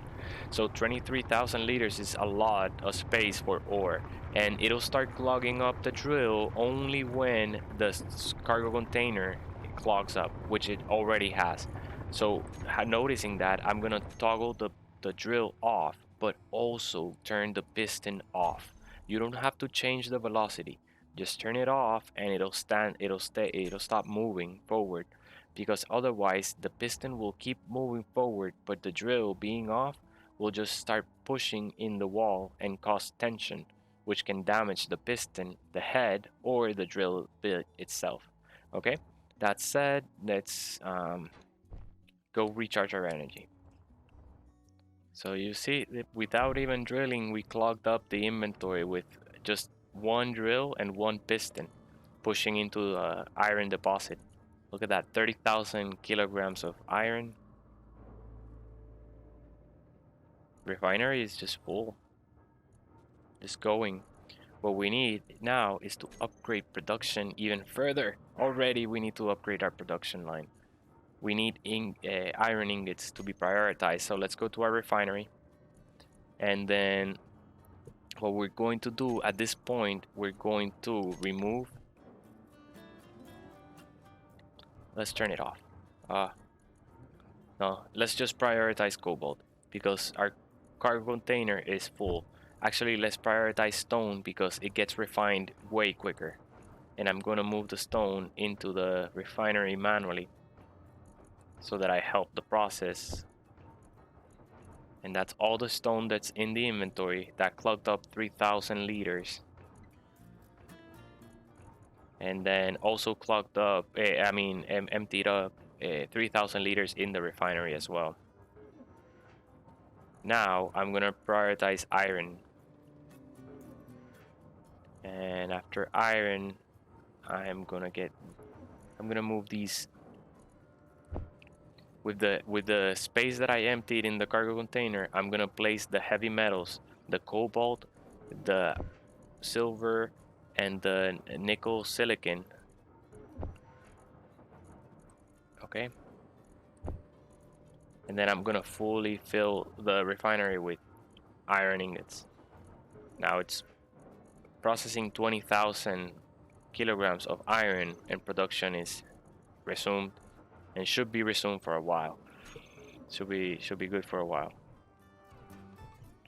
So yeah, we're gonna build this one out and then sort it, have it process the heavy metals, and then we're gonna remove this conveyor, switch it back to a sorter, and then turn this one into the stone processor. So it's gonna process stone really quickly. Soon we'll upgrade our storage container, but for now we're good. Our storage capacity, and also install speed upgrades to our assembler, plus upgrade battery capacity.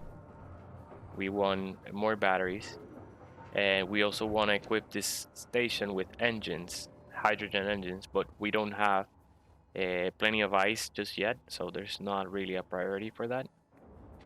I think I can get rid of these 2 blocks.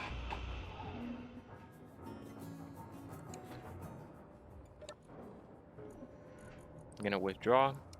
Let's start welding here.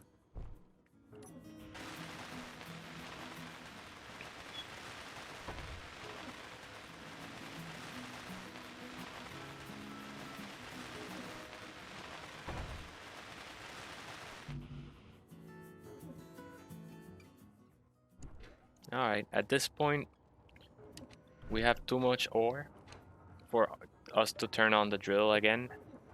And our production is just has everything it needs, so it just needs time to process it. So I'm just gonna sit here, wait, and then we will, I'll just fast forward until the assembler is done processing these to show you the next step.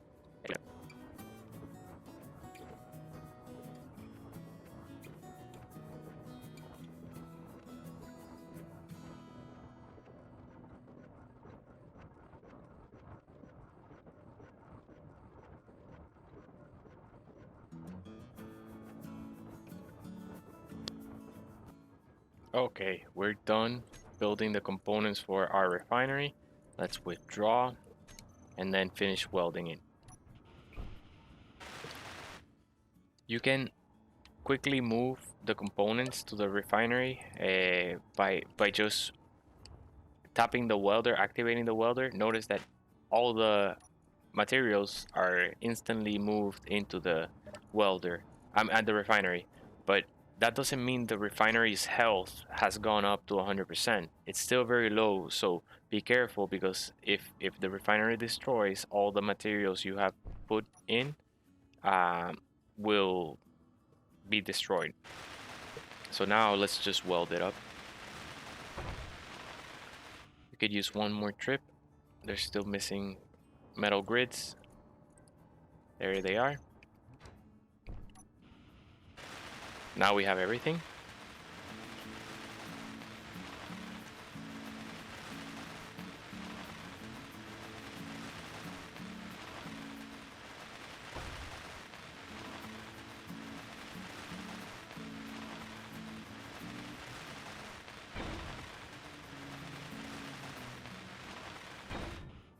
All right, good stuff. Now, I forgot to mention that once you have gold, silver, okay, once you have gold, we should be able to upgrade our tools. So you can go to the production tab, click on the tools, and notice this one, the second tier, the arrows mark the tier, needs silver as the rare item. So let's just see how much. Most importantly, I want a welder, so they need silver. They both need silver. There. So it pulled in the silver, and now it's building that welder. Now I can upgrade my hand drill as well, and my grinder. So let's see. Yeah, it was able to build the welder. It's building the drill. Let's see if we have enough for the grinder. Yes, awesome. You could even upgrade your rifle so that if aliens, spiders show up, you can deal with them, or if drones show up, you can fire at them. This one is the rapid fire. There's also the precise automatic rifle. Both are good. I think I prefer the precise one. Saves a lot of bullets, maybe. Yeah. Now, grab the welder, grab the miner, and the drill and the grinder, and then you can just store these back in.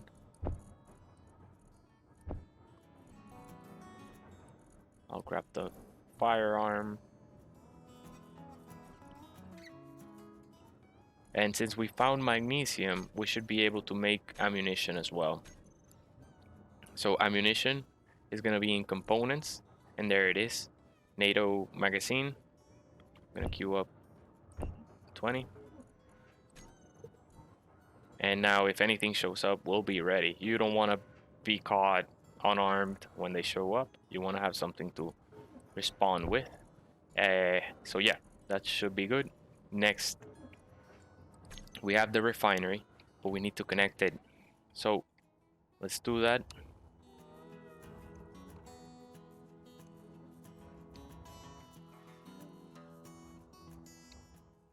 I just noticed the port is gonna be downwards. Okay. We're gonna rearrange it.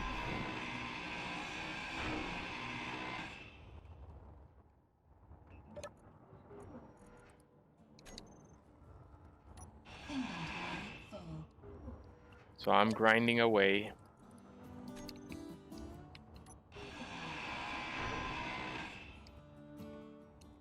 Grinding away the refinery because the only ports are facing downwards.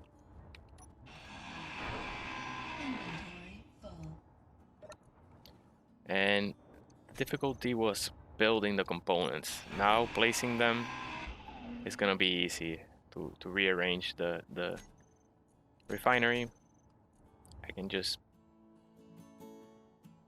grind it and weld it and get 100% of my materials back.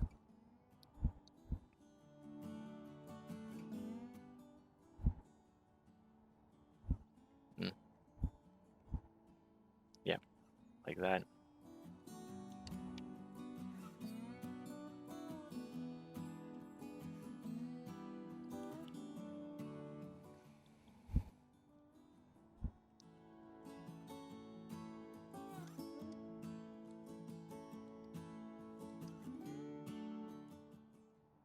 Okay, let's place it like that. I'm gonna have to do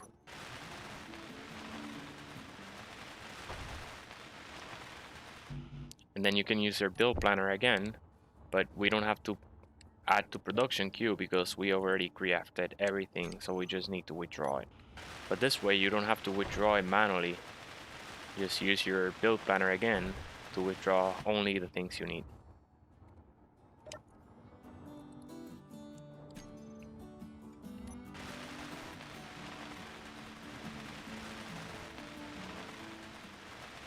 And this welder is way quicker as well. There's only one more welder tier that we can upgrade. So yeah, pretty good for day one, right?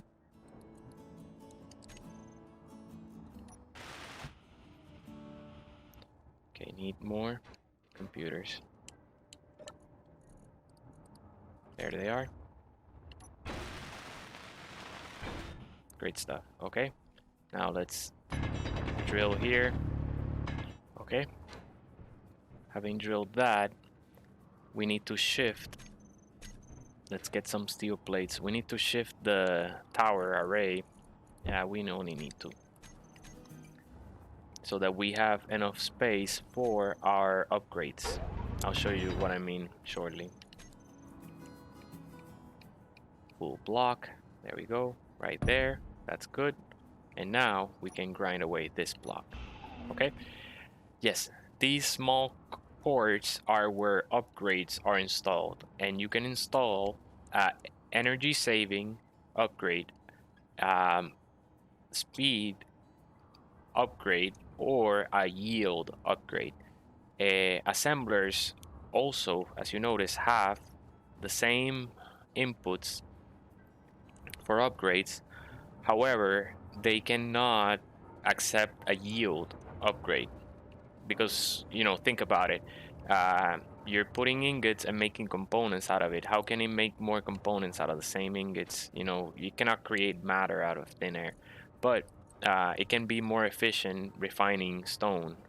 So yeah, the yield modules go to the refinery, and then I usually have one refinery speed, one refinery yield, and the assembler full speed.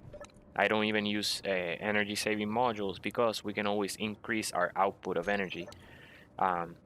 So yeah, that's why. Okay, now what I'm going to start doing, before I start doing that, I want to create two more batteries. So I'm gonna add the batteries to the production queue. the build planner, then withdraw, and then add to production queue. Then I'm gonna go over here and I'm gonna build the battery right there. Gonna replace these 2 blocks with 2 batteries.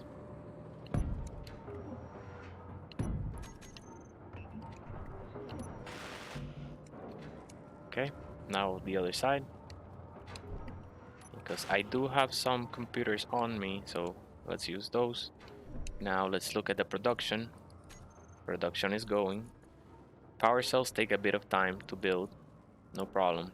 But before I installed the upgrades, I wanted to have plenty of power output, just in case these refineries with all their sorters and upgrades start consuming more power than they yield. Now I can stop. I assume we have plenty of ingots, so I'm gonna stop this refinery by turning it off, then moving everything it has into the cargo container, getting ready to shift it again, just like we did with the other one. All right, it's empty. Now I can remove it. I'm full.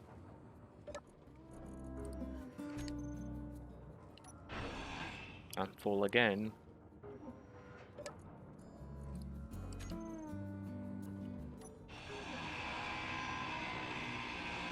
There you go. I'm full. Energy low.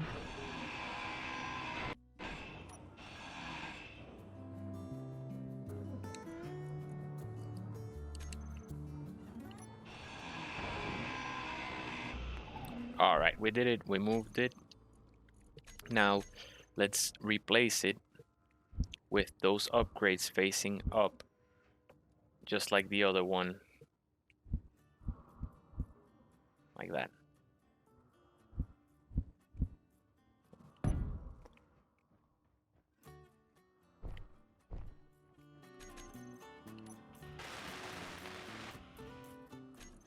Clear from the production queue. I'm gonna add this one to the build planner, and I'm gonna start withdrawing.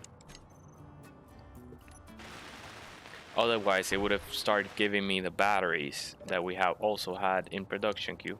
But now, when I'm ready to build the batteries, I'll re-add them to the queue, to the build planner.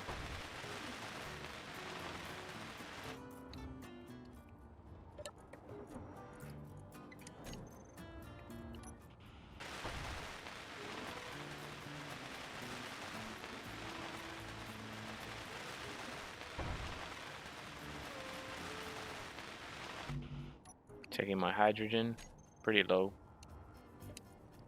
Let me drop the bottle in, get it refilled. Let's finish the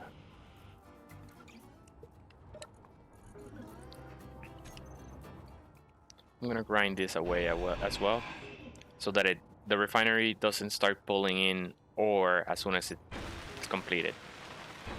Okay, that is complete. Now I can get rid of this, and then I'm going to replace it with a sorter.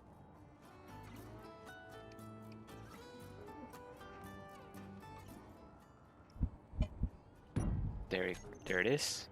Now let's weld it. Let's add it to production queue. Withdraw. And then withdraw again.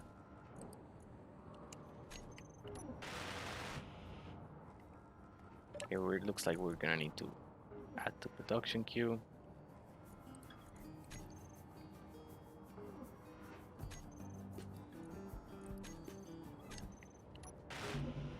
What are we missing? Okay. I'm gonna now add the batteries, because while it finishes building the sorter components, I can start welding the batteries. I can probably start accessing components from this port behind the assembler, which should make it convenient.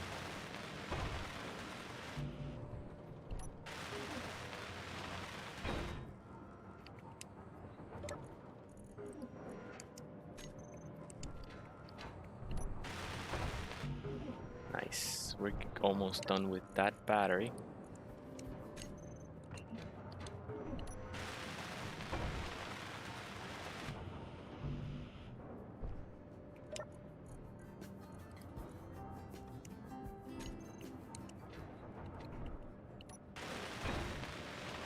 All right, one battery complete. No energy. Oh, no energy. We gotta go up.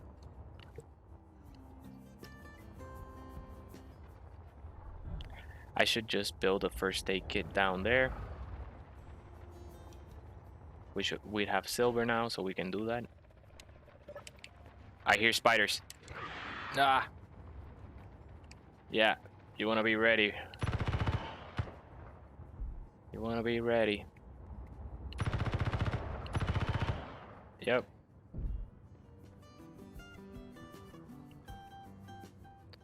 Those spiders earn you reputation when you defeat them. Nice. It's looking good. Let's withdraw.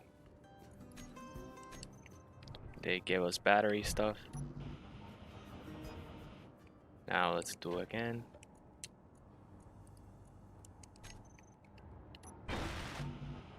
That's done.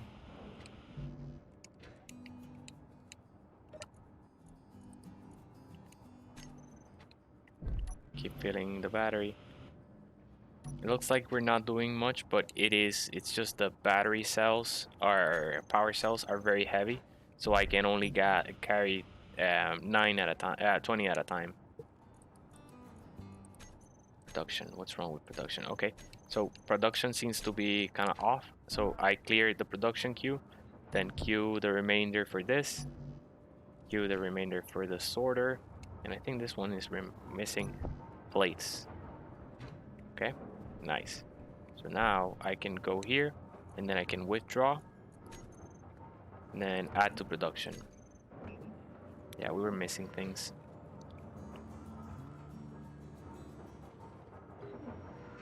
While that finishes, I can start fixing the sorters again. Refinery yield in.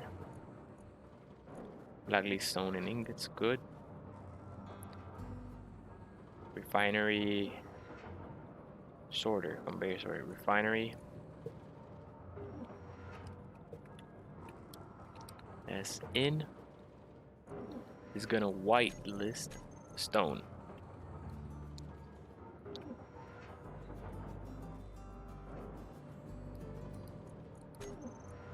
Okay, so in is gonna whitelist stone. Now I need to know which one is which. Okay, this refinery, I'm gonna look for any conveyor port.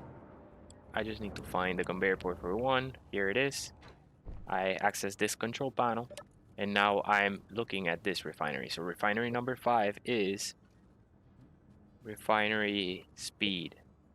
Okay, and then that makes refinery 4 refinery yield. Okay, now I'll group them later. We'll need, let's withdraw. There they are. Batteries complete.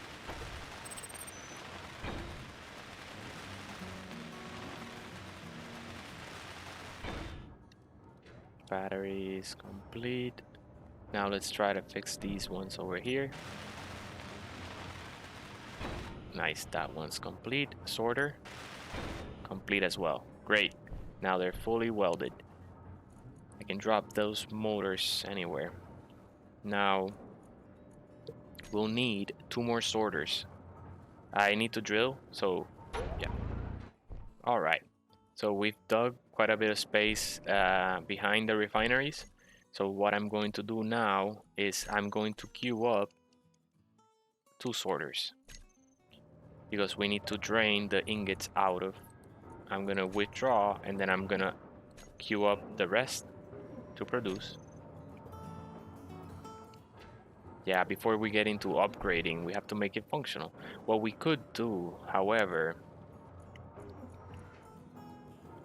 is upgrade the assembler so that it builds faster. Yeah, you could do that. Oh well. We're almost done. So I'll do that next. Already queued up this. So just make sure the arrow is facing outwards. And then another one here. And let's start welding them.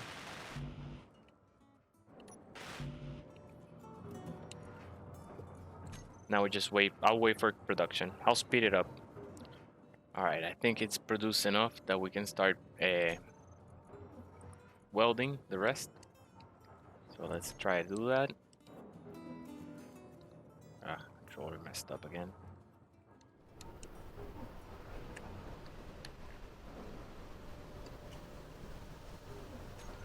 There we go. Okay, controller is back. Let's weld. That's one sorter.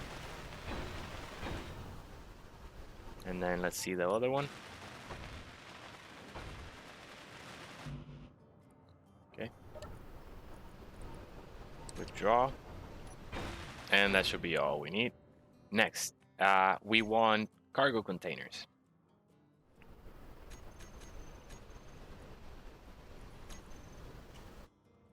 So now let's do the speed modules for the assembler. So the speed modules are gonna be in the production and medical tab, and they're the first one, and I'm gonna queue up 3. Let's queue up the 4th as well. Withdraw, and then add to production queue. This one is gonna take a while, so we'll be back when all these are done building.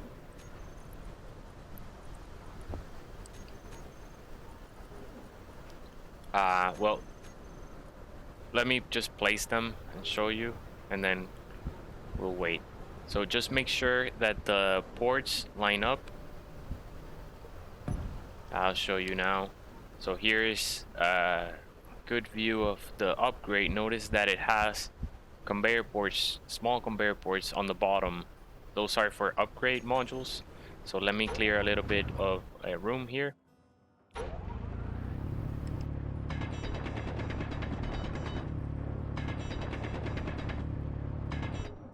Okay, that cleared. We can add one at the bottom. So pretty much at all the sides of the assembler, you can attach an upgrade. Then another one here. And now we're gonna be missing the one at the top. So let's start clearing. Oh, I don't have enough room, so I'm gonna make room. Okay. Next, we can move the generator. I'm gonna get rid of the light. I'm gonna turn on my light. Okay, we're back. Sorry, I lost the recording. It just froze on me. Luckily, we didn't lose the footage, so we're gonna continue on. I'm going to turn on my lights. And now, I just noticed one thing. My tools are not equipped, not in the build planner. I mean in my toolbar, because we upgraded them. So I'm gonna now assign the new tools there. Okay, next. We were gonna move the generator. Let's move the generator by putting first turn it off so that it doesn't pull the ice. Move the ice and the bottle before grinding it away. Nice, that welder is really good. And now I am going to place it vertical. Like that.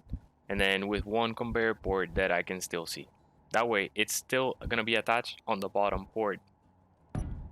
But it'll allow me this room to put a speed module there on top of the assembler. Now the assembler is gonna be fully upgraded with 4 speed modules.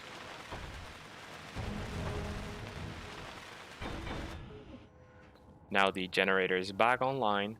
It pulled ice and I'm able to refill. Yep, great. Now let's start welding these. Our production queue should have kept going. Yeah, awesome. It processed a lot while the game was frozen. Oh, that welder is way better. Yeah, guys, upgrade your tools ASAP.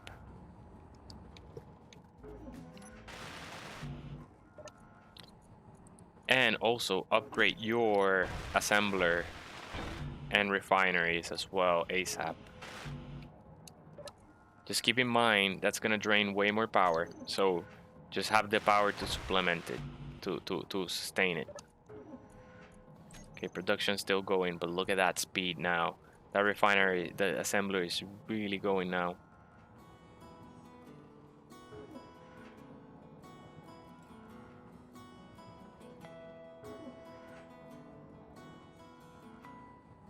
Awesome, awesome, awesome. Keep going. That's it, it's done.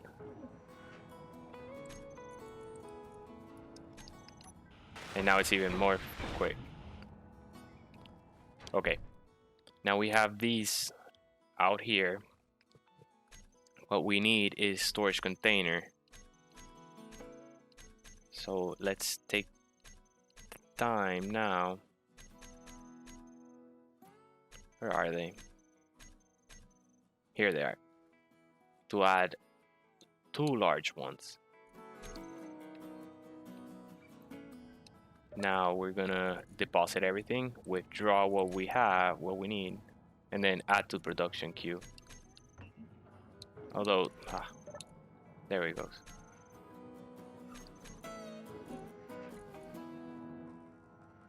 Where's that storage container?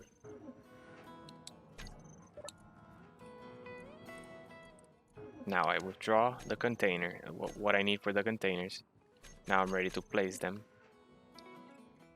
So large containers have large ports on all sides. They're kind of like big boxes, big squares. So I'm gonna put one on either side, attached to each conveyor. And then I'm gonna attach one more if it fits. Yes, it does. No, it doesn't. It does not fit, but that's fine. We'll connect it in the middle. Let's see our assembler, how it's doing. Motors are pretty slow, so oh yeah, but then it picks up with all the others. Look how fast it goes. Way better, huh? Now let's start welding.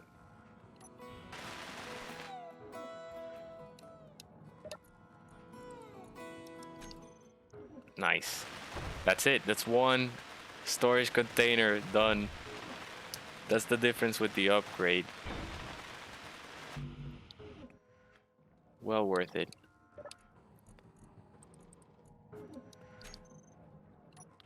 Let's weld that one to 100.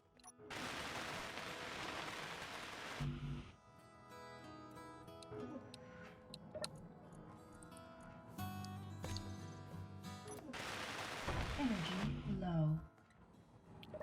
Okay, let's see the production. Yeah, still going. I think I'm moving the generator. And I'm gonna use the generator to connect the 2 storage containers.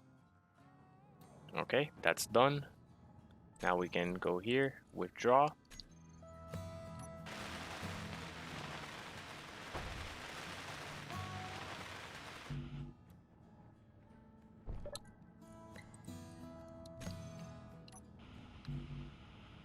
Alright, just need a few more motors. Cannot withdraw the motors, why not? Missing nickel. Okay, we'll need to refine nickel in order to finish the last refiner. No problem, because this is the yield refiner. The one that's already functional. Refinery yield, it's already processing nickel. All we have to do is get the sorter in the back to output it. So here we're gonna name this one refinery yield out, and it's going to whitelist, so it selects all ingots and it's gonna drain them all. So what that does is, as the refinery, You can see the ingots being moved. Let's look for the refinery. Yeah, Y. Let's look for it. Let's look for it. Why couldn't I see it in the inventory tabs? All refinery. Refinery S, refinery yield. Here it is. So as you can see, as soon as it creates one ingot, the sorter pulls it out. So this inventory is always as close to 0 as possible, and it never clogs up. So that's why you want in and out sorters. Now this storage is now accumulating all the nickel and all the yield modules, but it's not connected to this one here. So we'll need to do that, nor is it connected to the assembler. So we need to do that as well. Let's have a second assembler.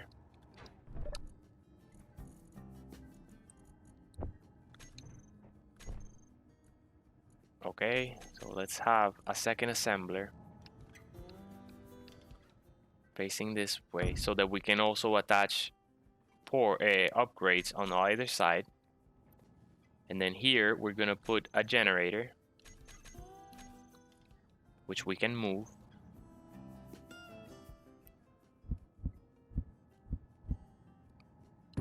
And it's already gonna connect right there if we just put a conveyor junction there.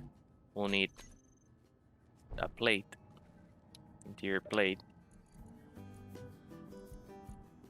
Do we have any interior plate? No. Production. Critical. Let's make some plates already made. Now a conveyor junction there, and now they would be connected. So let's finish welding that up. I am going to grind this one, so make sure to turn it off. Move the ice away. Then I'm gonna grind it. This is the generator, and then I'm gonna weld it, the frame I placed here.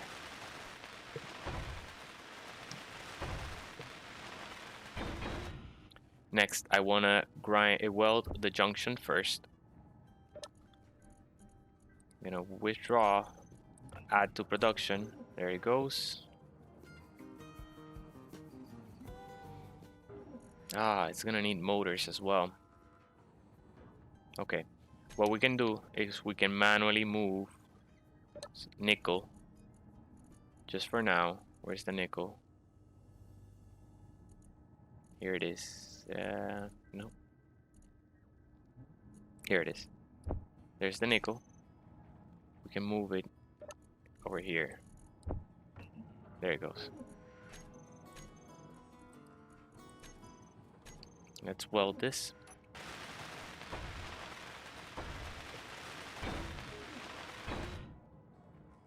And now we can, let's see if we already have the enough nickel for the, yeah, we do, for the remaining motors for this cargo container. No energy. Oh, no energy, that's not a good thing.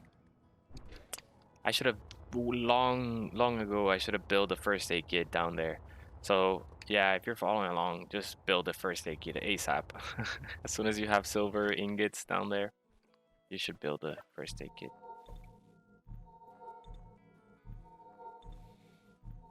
Just so you don't have to do this. And probably if you have enough silver, you can just go ahead and build a medical bay. Why wait for the survival kit, right? You know, why build a survival kit? We'll do that. I'll finish the video by having a full-fledged base with a medical bay. If we have enough ingots, we'll see. Silver ingots. If not, it'll at least have a survival kit down here. But we're almost done, so stick with me. Thanks for staying.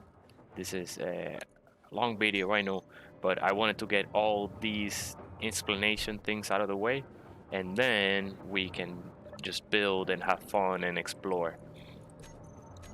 Leave all this. Oh, there we go. Nice. Storage container is complete. We can clear the build planner. We can add the assembler to the build planner. And now withdraw. Almost done, guys. And then add components to the build planner. Now that's gonna start building, and I know I'm gonna need 4 speed modules. So 1, 2, 3, 4. Well, let me remove the assembler. 1, 2, 3, 4. Let's add to production queue as well. Now that's gonna go for a while. Now let's see.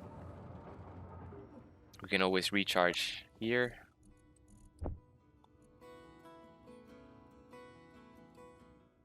Oh, if it has ice. It's not connected to the ice. Ice is on this side of the grid.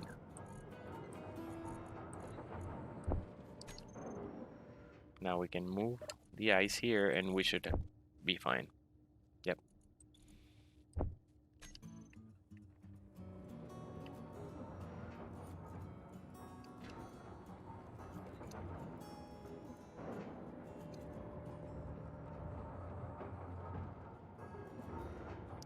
Just looking. We're gonna fix all this tower connection, but for now I think the yield is looking good. Did we configure this sorter? We haven't, I think. Nope. Okay. Sorter. No, refinery. S out. Okay. And we're gonna whitelist ingots, add, and drain all. And because it's gonna drain ingots, we had to blacklist the S in.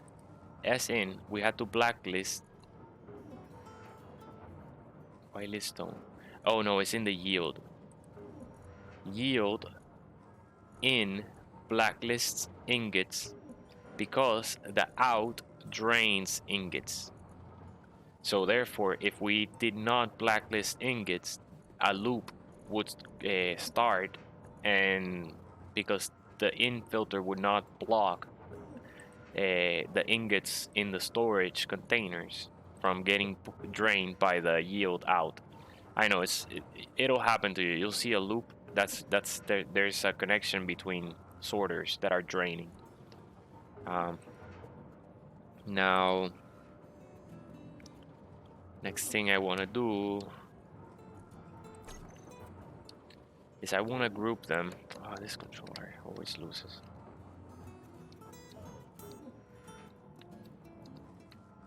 Okay, we're moving again. Now, all the upgrades currently attached are for the assemblers. So I want to keep that in mind because I want to group them. This is all important stuff, guys. So sorry, it's a long video, but we'll get it out of the way and then you guys all be pros. So the speed modules, I want to group them so that I can say assemblers on, and there's the assembler speed modules will be turned on, and then I say assemblers off, and then the assembler modules will be off.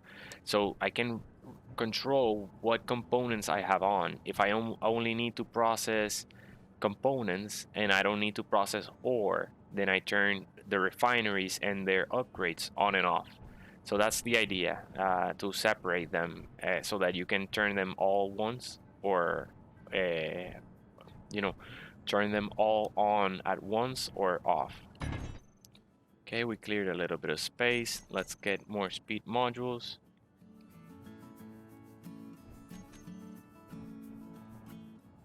Okay, yeah, they are speed modules. Speed module goes there, and then one more below it.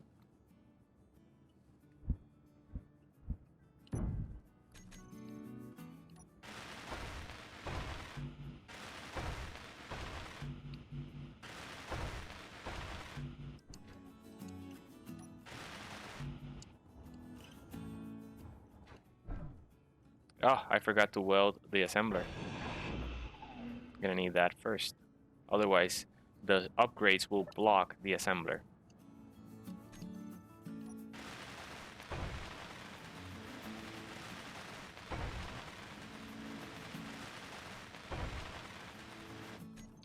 I'm gonna clear the production queue, get only the things needed by the assembler. There it is, the assembler is complete. That should be enough to link both parts together. And we can now install the bottom upgrade module.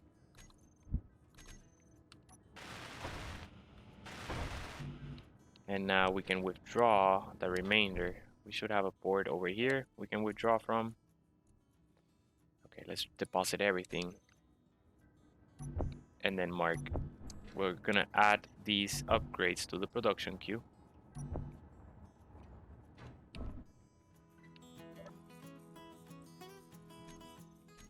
Nice, nice. That's how easy it is.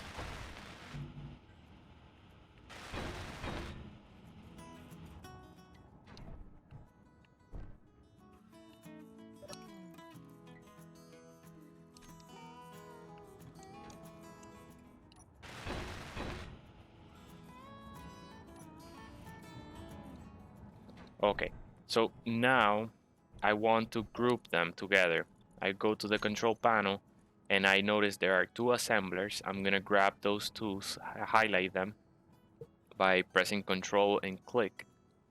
And then over here, I'm gonna find the speed modules and highlight those as well. So I make sure that all the speed modules are highlighted and the assemblers. And if the assemblers had sorters, because in a more elaborate system, I would employ sorters to the assemblers as well. But for now, they're not needed. I'm going to say assemblers. I would group the sorters as well. And I would just call them assemblers. Now I can hide them from the toolbar and from the terminal. This way, this is the only thing I need to control them on and off, and everything turns on and off. Just keep in mind that right now, the only connection between the front part, the drill part, and the cargo part is that those assemblers, because the other connection is the one-way sorters. So therefore, if I turn off the assemblers, the back part will not be accessible to the front and vice versa. So they will be disconnected because if the blocks are turned off, then they don't allow transporting materials or components. But yeah, that said, what you can do is just create another conveyor port that connects everything together. But we don't need that now. This is more for like learning the basics, and it's a bit overbuilt. Gonna get rid of that. Gonna get rid of this. Nice. Okay, and gonna get a little bit more space. Nice. Good stuff. Okay. That's looking good. Next. We are almost done. We have fully upgraded our production queue. What are we missing? What are we missing? That's it. We're almost done. Only one more block left, guys. And it is the... you guessed it. It's the survival kit. Or, in this case, we're gonna try to get a medical bay. Medical rooms will recharge your energy and heal you faster, quicker than a survival kit. But they are not able to process stone and create components like a survival kit would. So, but yeah, at this point, who needs to process things on a survival kit, right? So let's withdraw and then add to production queue. Oh, withdraw, then add to production queue, and there they go. So you'll need 15 medical components for one medical bay. And notice they need 100 kilograms of silver ingot total to craft. And we have 221. So we're plenty. We can almost make two. We won't be able to make two. And we're gonna place it right here. Okay, so I'm gonna start clearing space for our survival kit. our medical bay. Okay, good stuff. Let's move over here. Let's try to withdraw. And let's look for that medical bay again. You could use also a cryopod in order, if you're in a public server, you should use a cryopod to log out, because your oxygen will not, you won't consume oxygen, or it'll be very low. You won't almost consume oxygen. Your character will be here when you come back if you leave it in a cryopod. If you don't, it's probably gonna be dead, because it'll run out of oxygen while you're offline and, you know, suffocate. So leave him in a cryopod, and they're not expensive to build at all.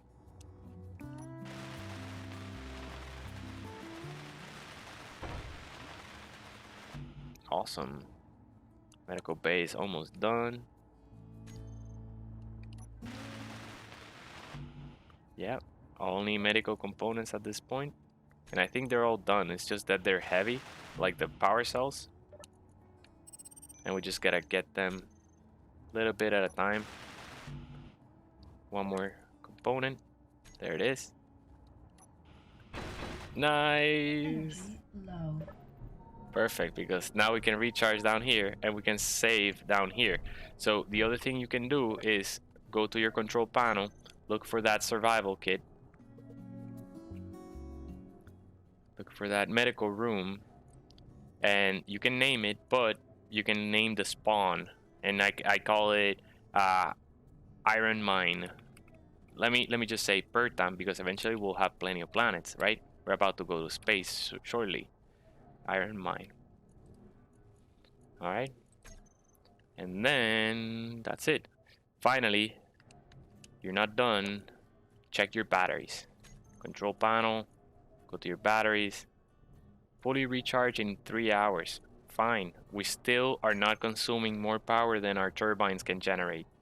Final notes, you can group your batteries together and just say batteries. This way you can control them all three at once. And they also don't clog up your toolbar config if you turn them off here, or your terminal. Then you can hide your cargo containers from your toolbar and from your terminal, because you don't need to program cargo containers. Your medical room, if you want to program it, you leave the toolbar on, but I'm not going to do anything with it, so we're going to turn it off there. And generator, same thing. I can remove that number. I do like a little cleanup of here. So I'm gonna leave it to show blocking inventory, because I'm gonna use this generator to recharge my hydrogen. So I just wanna remove it from the terminal.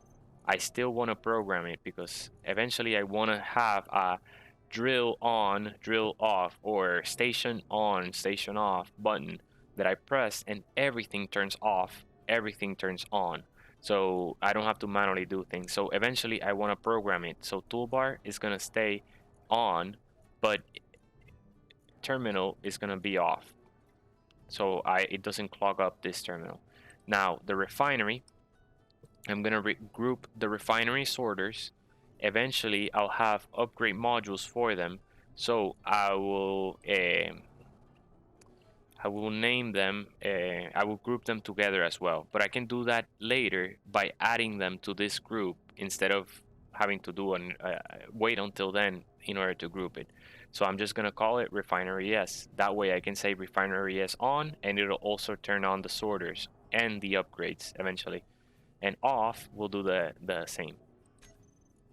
Okay, remove them from toolbar and remove them from terminal so they don't clog the area. And then refinery, same thing. Refinery Y. Save them, remove them from toolbar, and remove them from terminal. Next, I want the turbines, so I call them wind turbines. And I save, and then I remove them from toolbar, and I remove them from terminal. And look how cleaner that is, how clean that's becoming. And I call this cargo drill, So I know this is the cargo attached to the drill bit, and then I can look for the other cargos and name them, and then I can say, oh, sorry, cargo main 1, cargo main 2. And now I can identify and know which one is which, and tell them apart, and it's not just a randomly generated name. I can hide this one from toolbar and from terminal, and I leave the piston and the drill here so I can control them manually. But now I have these groups, and I can say my refinery S off, my refinery Y off, my assemblers off, and now my batteries, I can check them. I can click the eye icon, here they are selected, and they'll recharge in 2 hours. So that idle speed is enough for 1 hour of power in terms of speed of recharge. Next, I can just hide hidden blocks, and then everything is nice and organized again. So that's how to organize your inventory. Finally, let's start. One last thing to do in order to finish the entire thing. 4 more speed modules, and you saw me group the assembler once ahead so that I wouldn't have to try to figure out which speed modules belong to the assemblers and which speed modules belong to the refinery. So that's just keep that in mind so you don't get stuck in that problem. And now refinery yield 4 of them as well. Boom, that's it. Now we're gonna be really set up. Okay, so let's grab those and then add everything to the production. Why? Oh, if your assemblers are off, then you cannot add to the production queue, nor withdraw components from things in that side of the conveyor. So yeah, we'll leave this producing. We'll need a ton of gold, bunch of gold, in order to make the superconductors required for the yield module. So therefore, we might not have enough yet. And but just note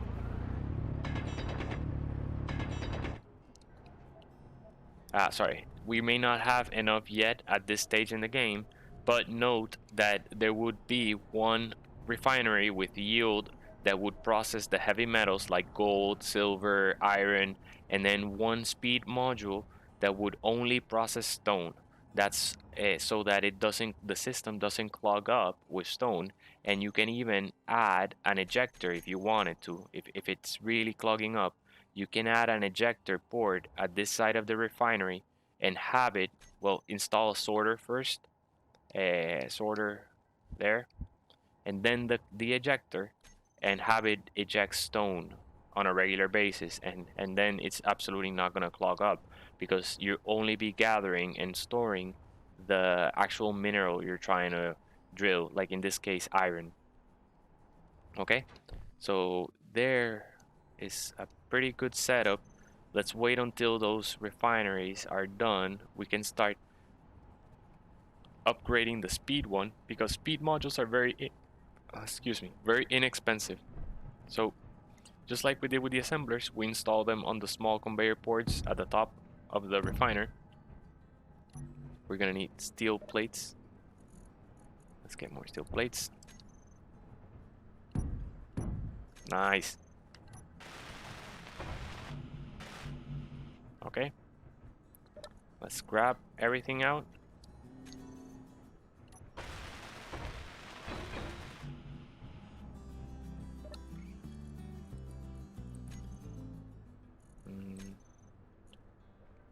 Looks like we're out of iron. Finally, we ran out of iron. Yep, we did. So that means that we're ready to turn on our drill and our piston. And if you remember, we just turned off the piston. We did not change the velocity. So the velocity is still pushing forward. So all we have to do is turn the drill first and then turn the piston so that it starts pushing again. Now our refineries are off. So we're going to upgrade, only turn on the speed one. Okay, turn on speed one. I'm gonna take the time to already group, even though the speed modules are incomplete, I can group them ahead of time into the speed refinery. And now I can hide them even from toolbar terminal. Next, I can say the refinery speed, show everything, and the in, we need to allow it to not just process stone, but also for now allow it to process iron ore.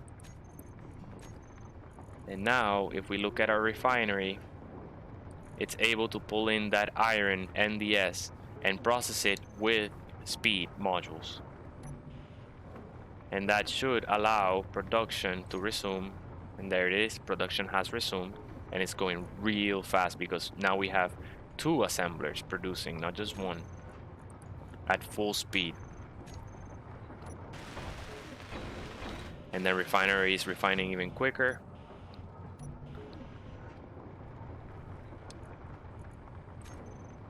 There it goes.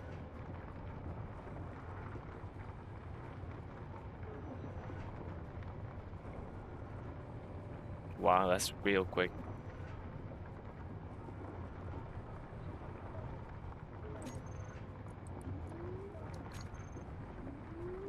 I think we're done with the speed modules. Now we need one more.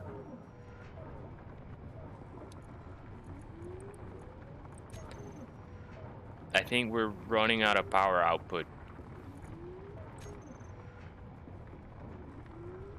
Maybe not. Maybe it's just this changing between.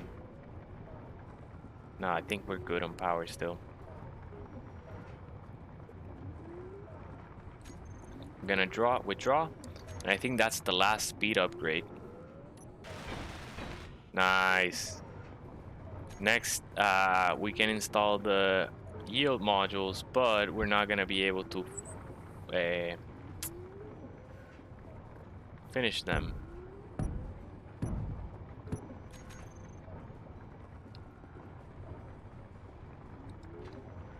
Ah, nice. Now we can get rid of these. I want to make sure that we're not running on battery power since I removed those blocks. I want to make sure we're still connected to the wind turbines, and there they are. They're still in our grid. Okay, good. Now the yield modules, we can group them and assign them to the yield refinery. And now we can turn them off from the toolbar and off from the terminal, and they shouldn't clog up our inventory. We can now withdraw. Oh, nice. There we have one. Okay. Now here we can now go to our speed refinery, show blocks, look for the in, and remove the iron. And now we can go to the yield refinery, show that, look for the in, refinery yield in, make sure it will accept as long as we turn it on, and all we have to do is turn on the yield. There it is, turning on. I hear it, and then yield, let's look at it. Refinery, yes, should be refining only stone. And refinery yield, there it is. It has the iron. So we're gonna make the most out of the iron now. And the speed refinery will help us keep our inventory clear of stone, because it's only gonna prioritize stone. Yeah, that's a clean setup right there, guys. So if you like this video, don't forget to hit that like button. Please smash it. It really helps me out. And also hit the subscribe button so that you can also hit the notification bell and get notified when we have new videos uploaded live. But at this point, what we need to do is just finish up the nice. We may have 2 yields. Oh, barely. We just need 1 more superconductor for it. But that's fine. I'd rather have 1 yield than no yields at all. Okay, so all we have to do is get a little bit more gold, And this was just the gold from one trip.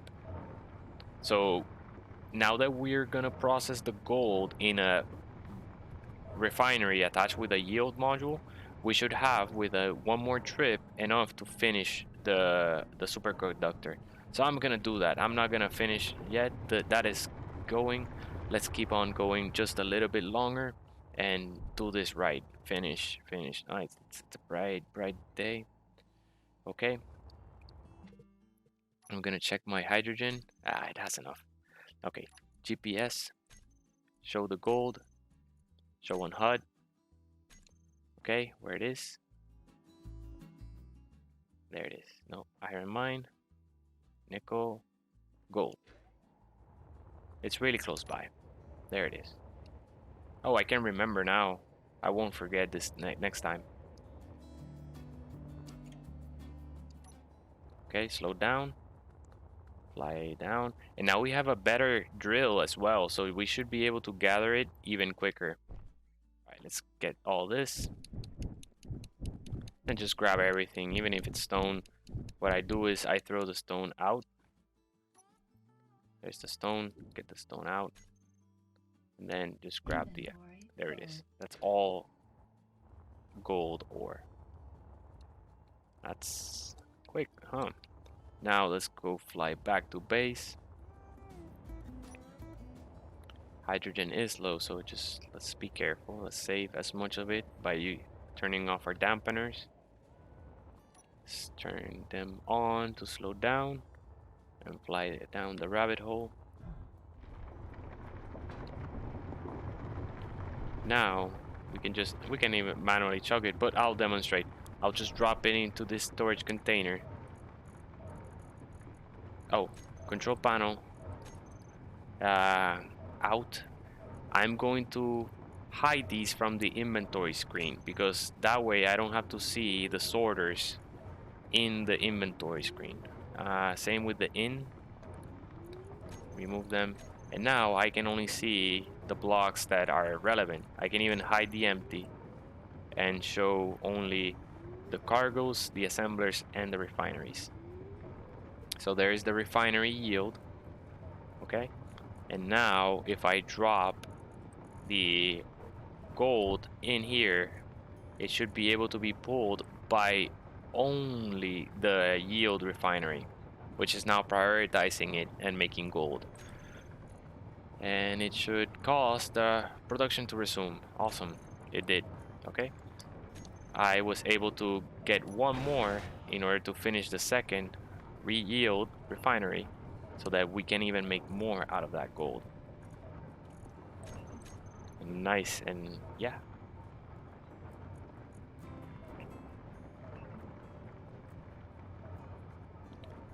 should be good. But yeah, we don't have to wait. I'll do this off camera because it's gonna take a while.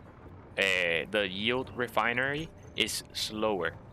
Obviously, it doesn't have the speed modules, but it is going to be more efficient since we're gonna get way more. Let's see if we can catch this one. We're gonna make way more ingots per gold ore, so the gold deposit is gonna last longer. Oh, there they are. So you see, the canyon walls protect you because rarely does it impact the bottom, the base of the canyon. It usually, since the meteors always fall diagonally, they hit the canyon walls before they hit the surface. Except this one, which wanted to make me look bad, but it'll happen. They will. And this one has iron. This one dropped iron, but sometimes they can even drop platinum. Hydrogen is very low, so I'm not even gonna look for the meteors. Don't worry, just find gold and we'll look for platinum on space, unless you're playing in Armageddon. If you're playing in Armageddon or in Cataclysm, I think it's called, more abundant meteors, then yeah, like if it's just a shower bombardment of meteors, then you can find platinum. Otherwise, you'll find very little, unless you throw it through a yield refinery and then you get a ton of platinum out of that small amount. It keeps going.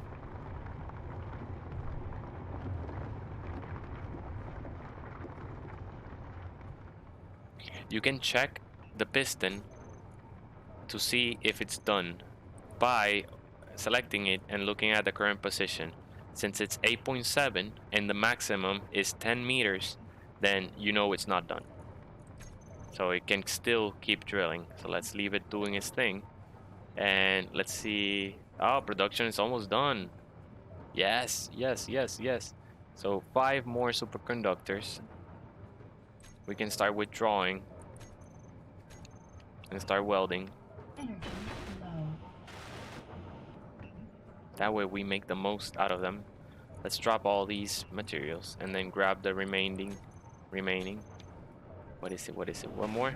One more. Yes, yes, yes. Finally, mission complete. Nice. Nice. We did it. We did it. We have a full setup.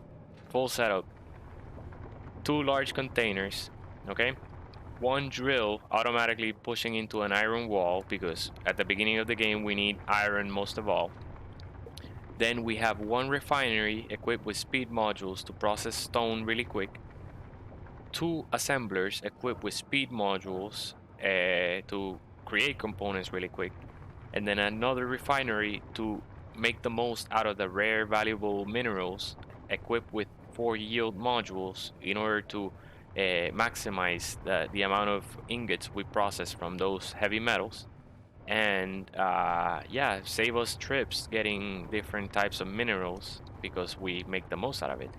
So if you like this video, don't forget to like, subscribe, hit the notification bell.